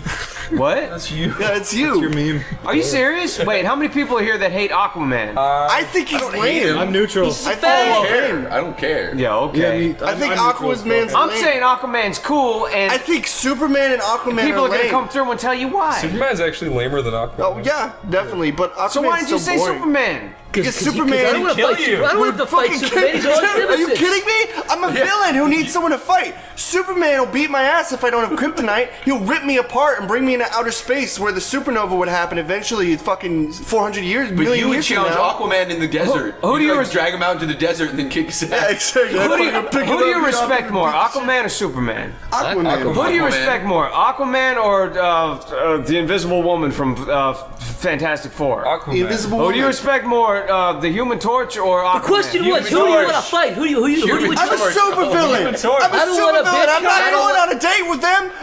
I'm supposed to beat their fucking ass. I That's don't the wanna point. bitch. I The don't point wanna- isn't to be friends with them. It's to fucking want to kill them. But it's pretty easy to stick Aquaman into a Stafford's- fucking pot of this is a boiling water and different burn his tangent. ass. But it all depends on what my supervillain powers are, though. Like, who can I fight? Like, what do I do? What can I Doesn't do? matter. Good question. And me. next question. None of them. I actually don't remember the question. It was if you were. It doesn't matter. If you were a villain, who do you want your arch nemesis to be? Hero. You want I was just defending Aquaman for no reason. All right. I like Aquaman, that's all I'm saying. Turtleronox asks, what if you guys never met? Where do you think you would be? In a better place. I would have definitely gone to college for graphic design, but I'd probably be fucking miserable and depressed. Why would you go to college for graphic design? Because everyone says that's where the money's at? No, because I was going to go to college anyways, and basically, the reason I didn't go to college was because of YouTube. That's what I'm saying. So you wanted to quote unquote go to college. I didn't want to go to college, but I that's knew I where had the to. money's at is graphic design exactly, or web exactly, design. exactly. Well, that's where the societal Like expectations. I knew I wanted to do Yeah. cartoons, and I knew I wanted to do animation, but that was my really only clear path. I swear to until Christ, YouTube. 9 out of 10 people are in college right now for graphic design. No, and a lot of them don't Fuck that even means. want to be there. No, Absolutely. I didn't want to be there. That was I looked. I was seeking. Actually, I was always going to go to college in Florida for animation because I really wanted to go for getting animation. What, at Full Sail? really fucking hot. Whatever the fucking place it was a super expensive college, but that's what I really wanted to go to. But I said, okay, I guess I'll go to the graphic for graphic design. So you could be force fed things that you didn't really care about to begin with. I wanted to go for animation. Well, no, I That was mean, the granted, closest. you. Oh yeah. It goes back to what they were saying about how you'd get more done at home by Oh, yourself. definitely, absolutely. On a side note, Tartaronox has been a fan of us for 5 years, they said, and wanted to thank us. Thank you very much. You're awesome. Thank you. Next, we've got Mohawk Aid to Mick. Do you only voice English gigs? Yep. If not, no, I just do. If anything, I do some Chinese I've done a Chinese one and it was fucking hell. To Chris, if you marketed yourself as a music composer for a project, what form of media would you consider composing for? Video games, TV, movie? Movie or video? No, video games or movies. And what kind of genre? Like, fucking orchestral or all right. rock orchestral? I don't To know. everyone, wow, this person has 3 questions. Fuck you. What sort of skill trade would you like to learn outside of animation, voice acting, etc., but never Cooking. found time to? Cooking. Programming, 3D modeling. This is a skill. Programming. I guess cooking is a Cooking. skill trade. Programming Yeah. or like survival in the wild? That'd be Electrical fucking engineering, sweet. math, Skill and trade. science. I would love that. I wish I learned more about mechanics. I really would like engineering stuff. Like, I'd love to be able to take apart a car. Yeah, A that's my refrigerator, answer too. a Yeah, computer. yeah. Like, Yeah. just be like, I know what that is. I know what that is. Yeah, I was really into robotics when I was younger. I wish I kind of went. Like, I still should. That's something Yeah, I should yeah, fight Cool to do. little robots and little Cooking? inventions that did nothing. Yeah. Like I'd take apart Like, a VCR hold on, and hold on, weld stuff. cooking, mechanics, and building a computer, like how computers work and how you can like fix a computer and make a computer. Building a computer is not that fucking complicated. Yeah, It fucking is for me. A I general never learned. understanding of, like, you know, if you opened a TV, you'd have an idea of what certain things What does what? Yeah, when I'm touching a computer, I'm like so worried I'm gonna break a fucking thing and it's never gonna work again. So I'm like being so delicate. I'm scared I'm gonna break. A lot of anything. it's just electrics. If you opened anything up, I bet you could look at it and everything. A lot. I wouldn't say everything, but most of it would be common sense. Well, I'd like to get that confidence to know that I can just reach in and pull something out. Knowing You can do whatever the fuck you want to do. Go break this TV open and see what happens. Yeah, I'll fuck it up and rip a cord by accident when I'm freaking out trying to pull something lightly. All right, guys, we got 2 last questions for our lightning round. We're going to wrap this up. The first one,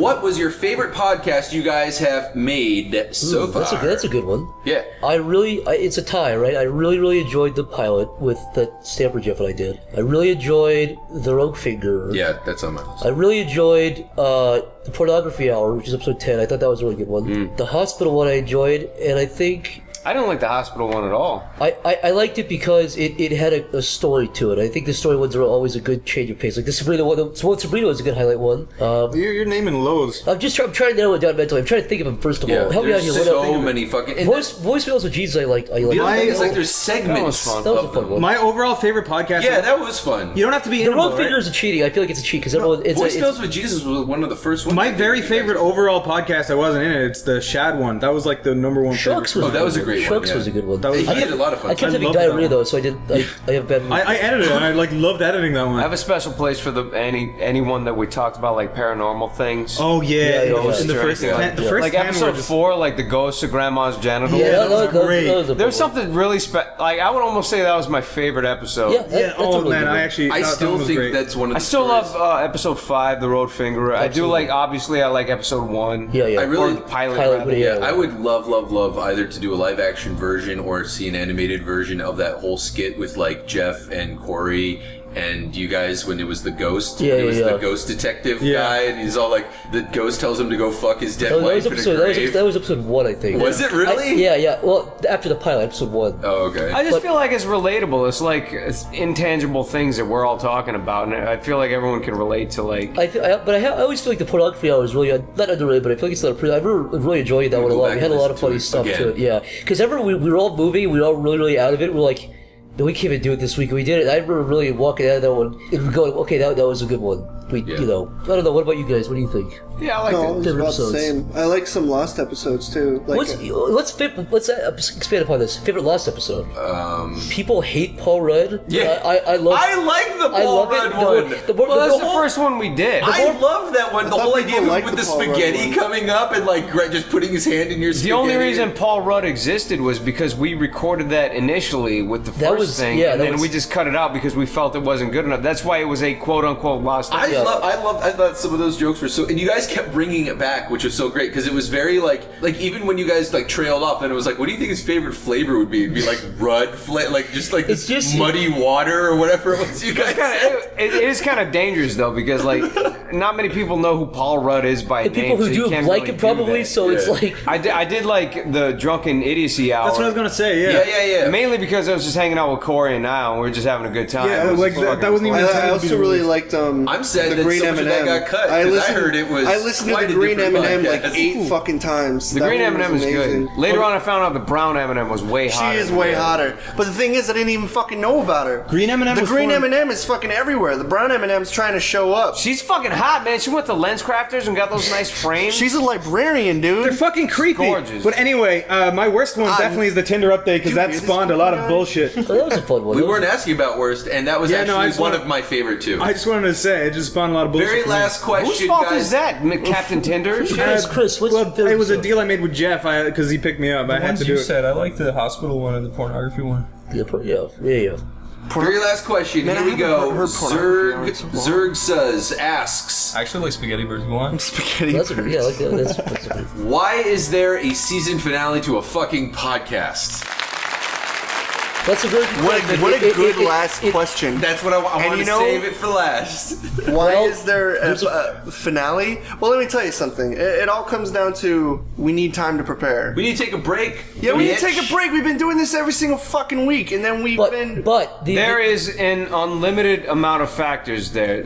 Look at your favorite TV show. Yeah. When did it start running into the ground? Yeah. Exactly. You need to quit when you're ahead and regroup or quit entirely. Also, let me just be honest. Let me be honest. Like, if we said we're just taking a break for 3 months, never called it a season, people would be much more upset. But if we say season 2, people nobody wants to hear somebody going on and on and on for years. What did I know it's kind of a corny reference, but what did the Goblin say in the first Spider-Man movie? Wait, I thought that was. Are you in or are you out? No. Wasn't it? I think you're thinking of Joker from Batman, dude. Are you? No, I'm thinking of the time where he said the only thing people like more than holding something up is to break them down. Yeah. To watch them fail. People love building people up and then breaking them down when they're at the top. That's like a celebrity thing, you know? It's like you support them all the way up and then you get sick of them and then bang. I feel like Aristotle said something like that, but I like that you associate that quote with the Goblin. Nobody else has said it better. Like what's that famous fucking Batman quote? You either live long enough. What is it? Get busy living or get busy dying, and then live long enough. That's to become a hero or whatever. You live long enough. There's a snake in my boot. No, you either die a hero or live long enough to be a villain. To see yourself be the villain. I think it's kind of like very nice. How much? Another quote is every fucking season gets worse and worse as it goes on. Yeah. So we're just gonna try to regroup and figure out how to do things better. We're gonna get some guys in, run PR meetings, see what the kids are talking about. Yeah, we're gonna get some stats. We're gonna get some dats from the kids, from the demographics. From my perspective, I think that we were doing things just fine. But at the same time, we can do things better, though. Most definitely. But I will say that a lot of us are eating up time with this that we could be. There's a lot of people that want content from us as well, and this is a weekly thing that we have to keep doing. And the important thing too is like, if we didn't have a Patreon, if we didn't have all these different responsibilities, we wouldn't be taking a break. But the truth is that we now, we owe people something back, and they deserve that. It now needs to be looked at a lot more carefully and put a lot more. We were putting effort into it before, but we were putting as much as we needed to. Now we need to do this better and also do more content better. We did meetings and all, but there was no like sitting down and actually like as a company, it's like we're going to do like we're going to make skits. We just didn't have time. It's like we release an episode and then we have to do another episode 2 days later. The podcast started as a piece of content that we could put out. Exactly. So if nothing else, at least people could stay in touch with us and because this was the point where we would do a cartoon and then 7 months later we'd do an update video and then 7 months later we'd do a cartoon. And I think we were all just as an animator, they just get sick of it because you constantly you have this urge. We're all content creators. We just want to give people stuff and create pretty much, put stuff out there. We're all constantly trying to give, and you can't give when you're working. People have shitty lives, man. I would love to make someone smile after their day of cart pushing at Walmart because I get it. I understand. It fucking sucked. If I can make you laugh, but the easiest thing to do is just sit in a room and talk and release that a week. But it's also taxing because it's like it's not even a factor of I want to do this. It's a factor of we need to do this now. It's an obligation. And by the way, we need to be good at it. We can't. We can just come here and go. Okay. Anyways, let's talk about what's the biggest shit you ever saw. Okay. That's cool. Exactly. We can't. We're trying to be. We want to keep it fresh and keep it good and keep it get better in every way we need to because if we don't want to plateau because I don't believe there's any such thing as plateauing. I feel like the second you get comfortable is the second you get bad. There's no such thing in entertainment as sticky at a certain level. You either keep getting better or you get worse. And that's the only two options I think. All right, yeah, and so for that, there's a lot of fairness there. Let's close out. Could wrap it up with your favorite song. What? Raindrops. No. Raindrops falling. No. My head. No, absolutely not. I don't know the rest of the words exact song. Whip it up, let's do Corey, that song is like so positive. Like there's nothing like it doesn't even have like down. I see what he means because he's sad when he listens to it and it's like raindrops keep falling on my head. It means I'm down, but it doesn't mean that I'll. That's like very literal lyrics, but the song itself, the melody is it doesn't kind of upbeat. Corey said it made him feel sad because it made him. Or when he thinks of it, the lyrics are kind of dark. He has a fondness for it because it made him happy. Raindrops are falling on your head. Wait, what are the actual lyrics? But that doesn't mean that I'll soon be turning red. That don't mean my eyes will soon be turning red. Going to give you head. So, and that's it, folks, for the lightning round for the season finale, episode 30 of SleepyCast, entitled "The End." The end? But not question mark? Question mark. Question mark. And with that, the episode is literally going to be called "The End?" Question mark. There you go. That's perfect. That's perfect. Space question mark. Space question mark. And with that, my debating friends, like spelling question mark out or just putting them there. gals and pals, we're gonna miss you guys. Don't hold your breath, but we're gonna see you soon. Yeah. Bitches! Hey, we'll always be around. I'll say that. Hey, Stamp, I got an idea. What? You know how you said Terminator 2 makes you sad? Let's all sing the Terminator song. You can sing it in the lava at the end. What do you think? Okay. So then someone goes, no one's doing the. Okay, fine, I'll do it. I understand now why you cry. But it's something I could never do. I think that's what I said in the movie. And then don't go! Sinking into the lava with my thumb. Sinking down. Goodbye for real. And also give Pull it out, dude. You're not gonna need it, dude. Yo, you remember in Terminator 1 where there was an arm left in the factory? Yeah. And that was the whole problem? Yes. You know, in Terminator 2, he put his arm in a cog and then he lost his arm again. Yes. And nobody ever brought that up again. Well, no, I thought that was Terminator 3. Yeah, I thought that was kind of on purpose. I don't remember Terminator Wait, what? 3. Nobody gives a fuck about Terminator 3. But what happens in Terminator 2? In Terminator 2, the two wheels that he gets his arm stuck, the gears. And then at the end, before he lowers himself in the lava, he doesn't have an arm anymore. he sticks that big Oh, yeah, hole in dude. His arm was left basically. in a factory again. Yeah. Oh, that's right, and he had to destroy himself, the chip in his head, Yeah, so but they then wouldn't there's- have the chip. there's But the still an arm was arm still there. there. Did they not throw in the arm? They don't just toss They it in? threw in the old arm, but not hit the arm that he lost in the cogs. What? May I not?